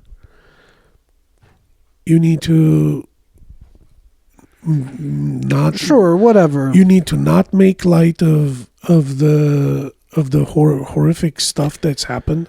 Whatever people would be easily would be easily swayed to wanting to move on, as is human nature. As is human nature to want to escape such a horrific string of crimes that has occurred. I think it's wrong to want to numb it and to want to compartmentalize it. Because I think that lets the people who did it get away. That's the place where you are. And you should accept that not everybody's in the same place. Some people have their own history, and they've gone through their own trauma, and some folks are probably going to be more ready to move on than you are, because they've gone through a bunch of trauma and they don't want to be re-traumatized by it. Right, but I'm trying to make it an appeal that I'm trying to, like, however many people ever listen to this, that is very understandable, and to some degree I deeply sympathize with you, but every time you do that, you allow the chance for these people to reoffend. Look at what's happening. Look at what's happening right now in America. Is anyone going to Bill Clinton? Is anyone going to Peter Thiel, to Elon Musk, to Donald Trump? Is anyone going to these people, to Pam Bondi, to all the people who are implicated in some way or another in these monstrous acts? Is anyone going to them and tearing down their green curtain to the Wizard of Oz? Is anyone tearing down their illusion? Hey, you need to come outside and you need to answer for this. That's because that's what's happening everywhere else in the world. Perhaps, everywhere. India is Perhaps rocked by riots. Yeah. Greece is rocked by riots. Italy, France, Prince Andrew was just arrested and stripped of his royal titles, right? He was stripped before. He was stripped and then before, he was arrested. sure. And then he was arrested and then let go 11 hours later. Yeah. He was interrogated, and then he wasn't arrested for pedophilia or for sexual acts. The problem they had with Prince Andrew was that he used information that he knew from his State Department. He knew of a region in Afghanistan under British protection or whatever. He knew that there would be British investments to rebuild that region. Oh, is that what that was about? No, hold on. So he knew that there would be British investments, and he was asking Jeffrey Epstein to connect him with companies that, or if he Jeffrey Epstein wanted to be an investor in that region, because there was basically money to be made, and that's inappropriate in the power system that he was part of as a prince of the royal family. So they're finding ways to kind of go around and still figuring out a way to punish him in some way. But he's not getting punished for what he did to Norway's former prime ladies minister is being prosecuted right now. The Norwegian Supreme Court is prosecuting and I their believe former the prime princess, some crown princess abdicated, or some. Yeah. She's not able to. I understand that, but that's hold on. That's not the. Both of these cases, Norway and they're not. It's not the public the public outcry. It's their State Department doing their job. Well, because I think they're internal police. There is some action taken in part because I think there's a lot of people in those countries that are very understandably extremely upset. I've not heard of anybody in Norway to have gone out. India for sure is a bunch of their national representatives from all of this, because they have hundreds of provinces. A lot of their representatives were connected back to Jeffrey Epstein, and a lot of Indians are like tearing down, like, what? No, get out. Yeah, they had. I mean, India has their own problems with rape and such. India has they have a problem with their caste system, but progressive elements of their. No, I understand. My point is, I think we should be more upset. I hear you. And not as willing to compartmentalize and move on. I know what you're saying. Yes, you understand. I hear you, and I know what you're saying. You're saying, don't let this go. Because if you let it go, nothing's going to happen, and then things are going to repeat. And that's true. At the same time... don't let this go. Keep asking for progress. Right. Don't let this... We were talking about it last night. That's what I'm talking about.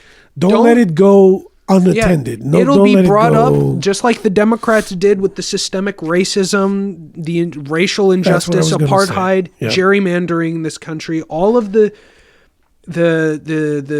violence against racial, sexual, religious minorities, all of it. The Democratic Party has touted over the head of progressives and liberals for decades and decades, and once they're in power, they sit with their hands under their fucking ass and they don't do anything. Don't stop. And the Epstein case, I think, will become another one of those issues where every time a progressive or a conservative, for that matter, anytime someone isn't in power, they're gonna keep dangling those stupid documents and that horrible network of people over our heads, and we cannot allow the oligarchic bourgeoisie class to weaponize our outrage against us, against everyone else. Yeah. In case it wasn't clear, what Alex is trying to say is that just like the political elite remembers every 4 years that there is systemic racism in this country, and they immediately go and court the black vote. The same is going to happen with this Epstein files. There's a reason why 3 million roughly pages have not been given, have not been made public. And it is, to a certain degree, to protect people. Although the people are known, and even if they wouldn't be unknown, even if they knew them, the folks that are known today, the FBI is not doing anything about it. The DOJ is not doing anything about it. So they're not gonna. Hopefully they will, but it's possible that they're not going to prosecute anybody of the big names. They're not even going to look into it. And if they will look into it, it's going to be very polite and very everything above the belt, right. nothing. Everything's going to be light-handed. A slap on the wrist.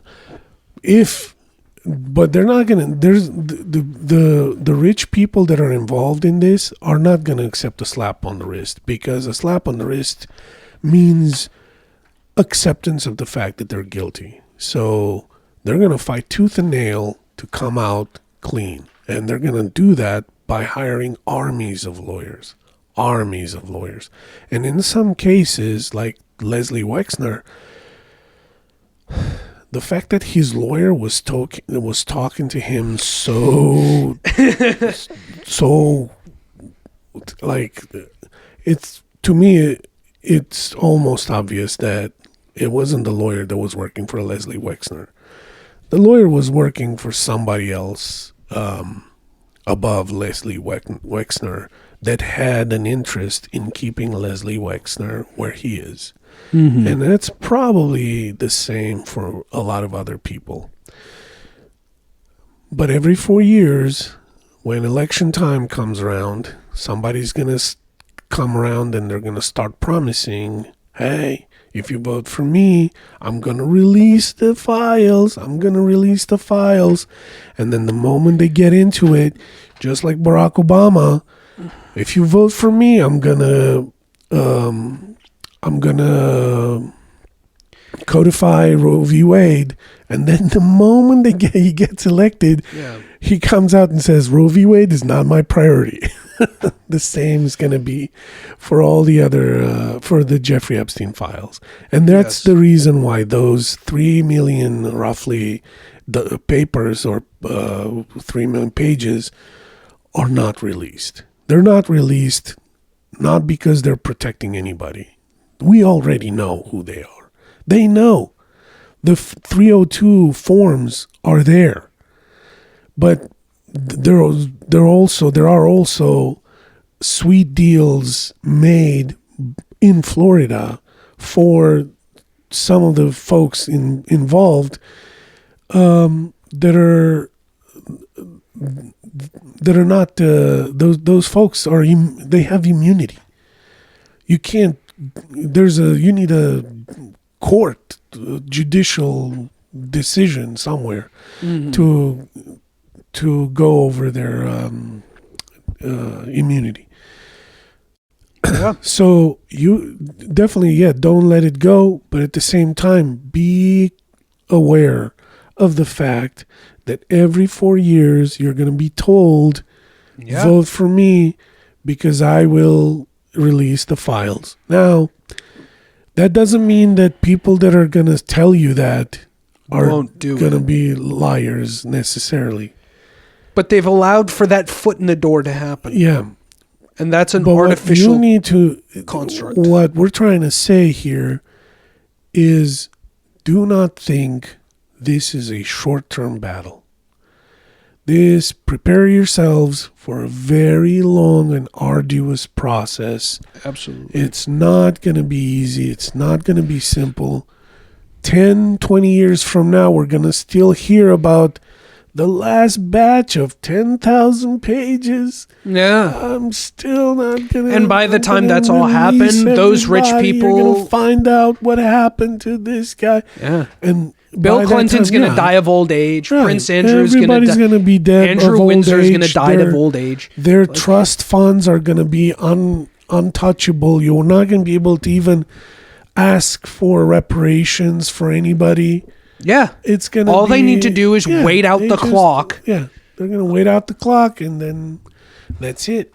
The rest of it is done. So that's why I'm saying... Yeah. Don't subject yourself to more mental illness than you can take. At the end of the day, don't drive yourself crazy.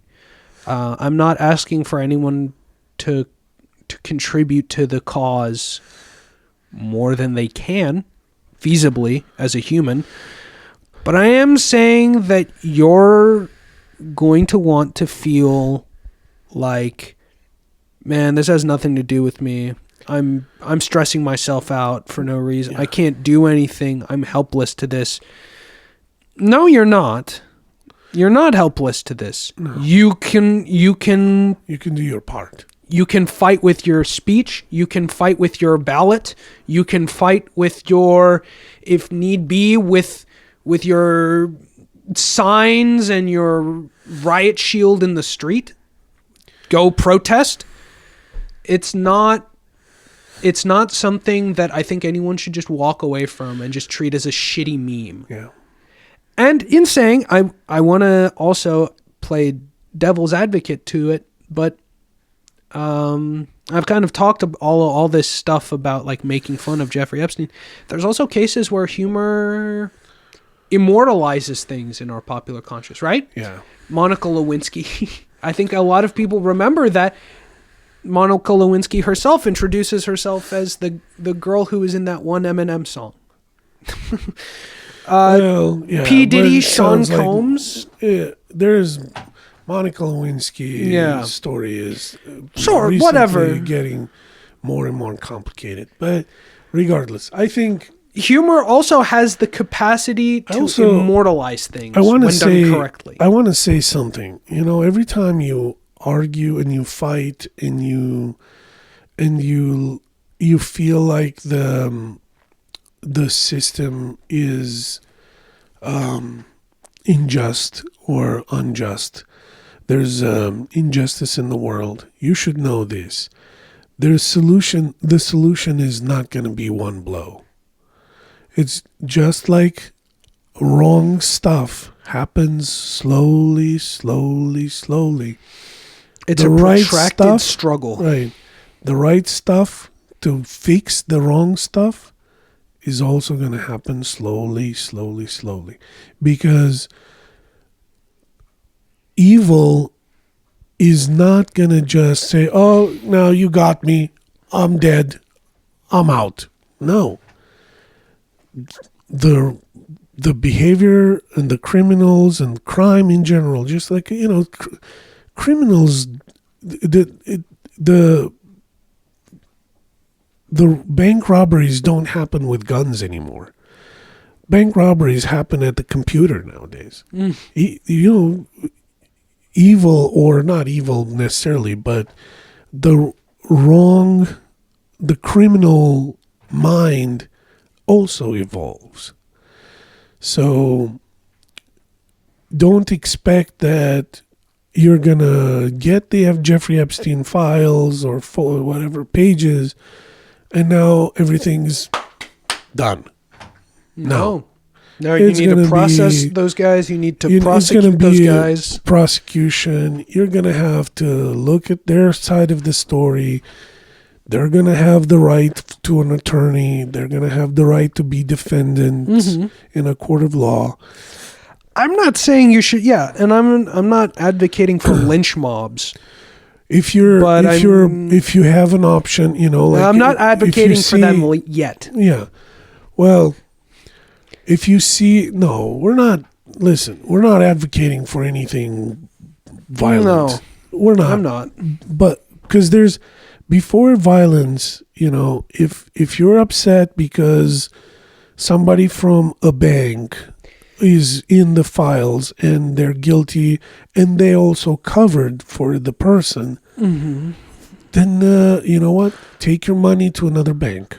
Take your money to a bank, and before you take it to another bank, look it up and see if their bank you're going to is a cleaner bank. It's a go to a local credit union, go to something, disengage with the big businesses that are protecting these criminals. Because, by the way, if somebody can do that to children and to women and all of that, then you should know that they're also going to screw you on your money. Their business morals are not superior. They're the same shitty people in business as well. So just, if you see them being on the list, just look it up and see, hey, can I go somewhere else? I'll go somewhere else. This is the time of information. Everything is out in the open. Everybody has Grok and Gemini and all these, use all these tools for what they're built for. Use them in your advantage as much as you can. They exist anyway. They exist, yeah. So try to figure it out. Back. Yeah. And if you move to another bank and it turns out that the bank there is also bad, don't now think that, don't be desperate. Don't think, well, there's no solution, they're all bad. No, just keep looking. Keep looking. At some point, somebody's going to come up and they're going to be like, you know what, man, I'm just a guy. I have a family and I want to build a business and, and just, yeah. I judge people based on their agree character. Until my only caveat is this. The legal system, and I think a lot of students of law would agree with me. The legal system, there's a very good book about this that kind of explains. Maybe I can source it and put it in the description for those interested. Explaining how the legal system of the United States is slowly, and the political apparatus of the United States is slowly skewing against populism, against the will of the people. Our representative Congress people are not, I would say the vast majority of them do not act in accordance with the will of their constituents. Yeah. I would say there's a lot of cases that get dismissed from court that really shouldn't, and then there's a lot of slap suits that are prosecuted when they really shouldn't be, when they're really just intimidation lawsuits to scare people out of exercising their right to free speech. I just want to clarify my earlier statement that if it has become clear that reasonable means for change cannot be taken and the wrong people are going free, there probably at should point be a consideration into taking unreasonable means. No, okay, that's where we're gonna disagree. I think that before you go into being unreasonable, you should definitely try every way to be reasonable. Try everything. Try every way to be reasonable. I believe that there's still plenty of people in power, Thomas Massey, Rand Paul, Marjorie Taylor Greene left the Congress, but I can't believe I'm saying this. It looks like she was reasonable, sounds like somebody that I also didn't expect, but sounds like Lauren Boebert was a kind of a heroine in this whole debacle. I don't know if you know, but they called her in the SCIF, which is the secure secure chamber. Well, it's like the SCIF is where they plan for wars and whatnot. They brought her in and they put pressure on her to get herself off the list of sponsors, which, again, I didn't expect her to do that, but she resisted. Like Donald Trump and some other people were in the room with her, and she's a petite woman. She stood her ground. And then I saw an interview with her on the steps of the Capitol where she was asked about Ghislaine Maxwell, and she turned around and said that Ghislaine Maxwell needs to move back to a high-security prison, and she needs to stop going to this yoga prison that she is in today. Yeah. So, yeah, Nancy Mace, another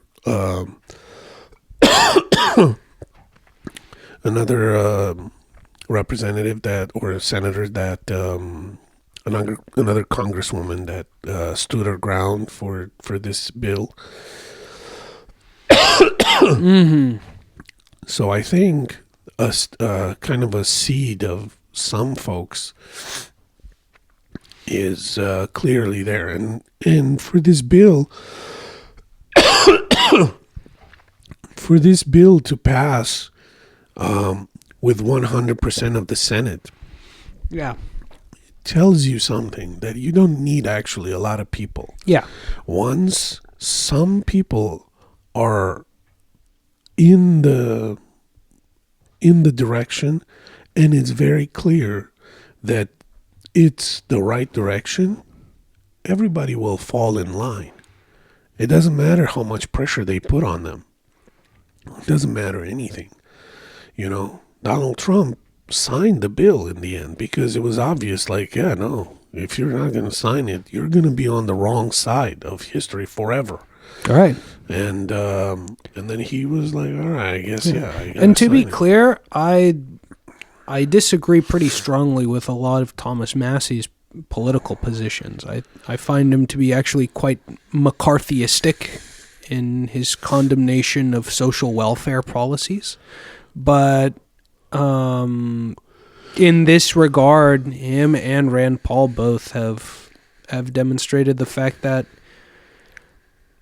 they're still maybe politicians you disagree with, but they're at the very least honest politicians that are looking to look for things. You have to look for people that are, regardless of their political spectrum, you've got to look for common ground with everybody.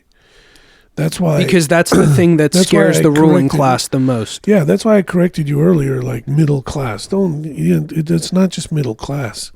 It's everybody. No, yeah. Even if you're upper class, not everybody in the upper class is bad. You know, there's a lot of them. Well, obviously, yes, indeed. There's obviously, arguably, right, they want to keep their position because it's cushy. But so would you if you were there. You know, so would everybody else if they were there. You know, nobody's a millionaire or billionaire, and all of a sudden they're like, you know what? I don't feel like being a billionaire anymore. I'm just gonna throw money to everybody around me. They're not gonna be like that. Everybody. Now, there's a difference. You know, some people say I'm a billionaire and I want to make more money, so let me bring in more ideas and let's come up with a business that's gonna make more money because there's a good market for it, and people need that business. And there's other people that are saying, I'm a billionaire, I want to make more money, so I'm going to come up with some schemy stuff and poisons, and then I'm going to go to the Congress and pay Congress people to pass laws to mandate my product so that I can make more money. That's the wrong way. You can, right? Yes. You can also this is getting into some theoretical, very, very academic economic theory, but you can also very easily make the argument that no one becomes a millionaire or a multimillionaire without stepping on a couple people's necks on the way up, right? Yeah, so and it's hard to prove. It's very hard to be a good millionaire. Yeah, at the same time, there is... So be wary anytime a millionaire or a billionaire tells you that they're a good person. Or, I mean, they tell you... Very, very wary. I'm pretty sure person. that all of them are saying they're good people. Mm-hmm. But especially when they want to prove to you that they're good people, that's very strange, you know. Mm-hmm. But I think in cases like this, you should use as much alliance as you can possibly build. The same goes for, unionizing and Absolutely. such. Christian Small with his Amazon unionization. Right. So there are examples of ways that you can still do good things democratically. I have to commend Zoran Mandami recently just made universal childcare in New York possible, and he's looking into doing the same thing for public transportation. And so I think there's still ways for you to vote in the right people. And I saw today that the budget of Zoran Mamdani for New York City is higher, not like 2 times or 3 times, but it is higher than the budget for the entire state of Florida. And the state of Florida has 3 times more people than New York City. So yes, there's some folks that are concerned about that, but they're concerned because they're trying to hold on to their high tax bracket income. That's why they're concerned. All the talk you hear about millions of people leaving New York, that's been repeated ad nauseum since 2004. Anytime anyone threatens to increase the taxes on the 1% of New Yorkers, the Wall Street brokers. I'm not even saying that. Look, the fact that he has a higher budget than the state of Florida, it only means that the state of Florida is doing a poor job. It only means budgeting. that Ron DeSantis is a fuck-up retard. Yeah. I mean, somewhere, maybe the truth is somewhere in between these two extremes, for sure. I'm also going to say, when Pam Bondi was invited to Congress to talk about the Epstein files, and then she started talking about the Dow and NASDAQ and Hold on, don't laugh. The problem with that is that she said that American pensions are doing very well. She doesn't mean that your pensions, when you're going to get out and retire, you're going to be so much better. Yeah. No, she just means that right now, the administrators of those pension funds can take their bonuses and then some. That's the signal. Your pension, when you get out, your pension is going to be taxed to your blood, and you're not going to be able to retire comfortably. Period. Right. That's like the inflation is going through the roof. They keep printing money. They have to print money. Right now, we're going towards 40 trillion national debt. So it's not. It doesn't. It's you're not gonna the fact that the pension funds today are doing well. It just means that some people that are retiring today might be okay, but the people that are retiring today are of the boomer generation. So those people are the people that own 3, 4, 5, 12 houses. And again, I shouldn't generalize. There's probably boomers that are struggling. Poor boomers, for sure. There are probably poor boomers that are, but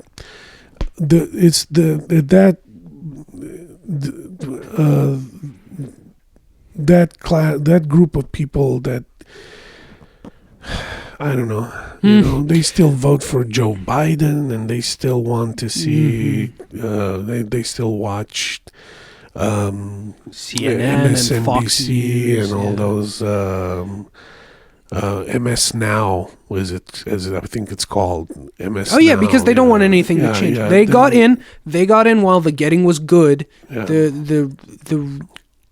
The well-to-do elements of the boomer generation got in while the getting was good, while everything was cheap, while we had good social programs in place. And then they closed the door behind them, and they want the status quo maintained by Ronald Reagan to continue to the present day, where they can enjoy the benefits of being well off and owning 2, 3 plus houses, while everyone else is struggling to get a fucking lease. They paid $300 for their college, and that's it. Not $300,000. And then they yelled down at everyone else from their tower to get a job. Yeah. So no, it's the printing of money is still Careful, there's a big problem. Yeah, that's fine. We're still running. We're still going. Oh, okay, cool. The printing of money is definitely going to cause inflation. We're basically paying taxes in the future. And because we're paying taxes in the future, probably when I retire 20 years from now, if I'm going to retire 20 years from now, my money's also not going to be worth anything, and it's probably going to pay a lot more in taxes than today because the tax brackets are going to go up. It's not going well. It's still bad. It's still that's why nobody needs to nobody should expect, hey, you know what, we're gonna duke it out with the bad karma or whatever. I don't want to call it evil. I don't want to bring too much religion into the conversation. You know, we're gonna fight the bad stuff, and we're gonna apply a blow in such a strength that is going to be, after that, milk and honey. No, it's not going to be. It's going to be a long ass battle. We're going to be Sisyphus, roll the boulder up the hill, and then it's going to get knocked down, and then we'll roll it up again, and so on and so on. The tools are, I guess, better. We can make podcasts. We can make, but again, a lot of people are taking, a lot of young folks are taking testosterone because they want to be influencers, but they can't get ripped. Oh, they're getting horrible. They're having insecurities implanted into them. Yeah. So that they can go and buy supplements and all sorts of horrid shit. And they don't have, and the truth is, at the end of the day, remember you're a human and you're bound to make mistakes. Don't hold yourself too high. But, you know, when you see something bad happening, at least as much as you can, do your part. Don't, be civil, be respectful, empathize with others that might be in a worse position than you. Help as much as you can without necessarily sacrificing yourself. That's not the path. And at some point, have children, even though you think you can't afford them. Have more children than you can afford. You'll afford them. You'll see. It's not. Children are a lot. If you have children but don't remember, like, that child care, something, it's not like, well, just accept the price of child care now. No, have kids. If you can, get involved. Get involved in the local school district. Attend meetings, and make sure that your kids are not indoctrinated. Something I didn't do, but I should have done, because indoctrination is going to build your children into complacent animals, and they're not going to be happy. And teach your kids to think critically and independently, and engage with life and be optimistic. I don't think anybody that paints a doom and gloom, I think they're wrong. I think that we need to go back, vote out the data centers from our communities as much as we can. If the artificial intelligence is so useful, it needs to prove itself today before we make investments. If the investments required are our enslavement, so that we can see how good artificial intelligence is, then it's not. No, That's not a useful that's not a investment. useful tool. The tool is not supposed to keep you a slave. If the tool wants to keep you a slave, then the tool needs to leave the theater. And you need to move on, and it's okay. We're not.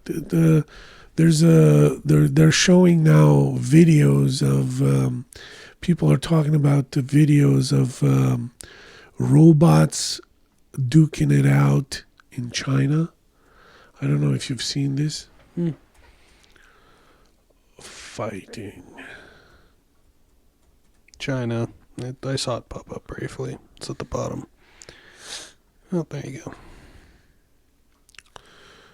Yeah. Is it that? Yep. So they're showing these videos. But Unitree G1, blah, blah, blah. No, where is the... Oh, this is... No. You're supposed to buy it. All right. So they're showing this. Fuck off.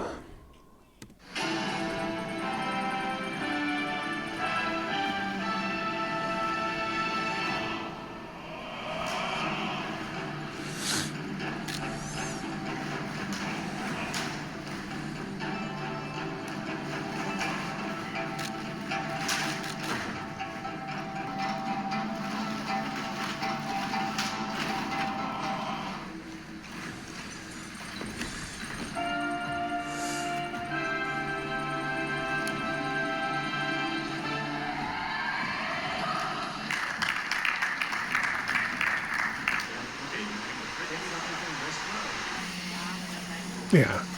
It's bullshit. They don't... yeah.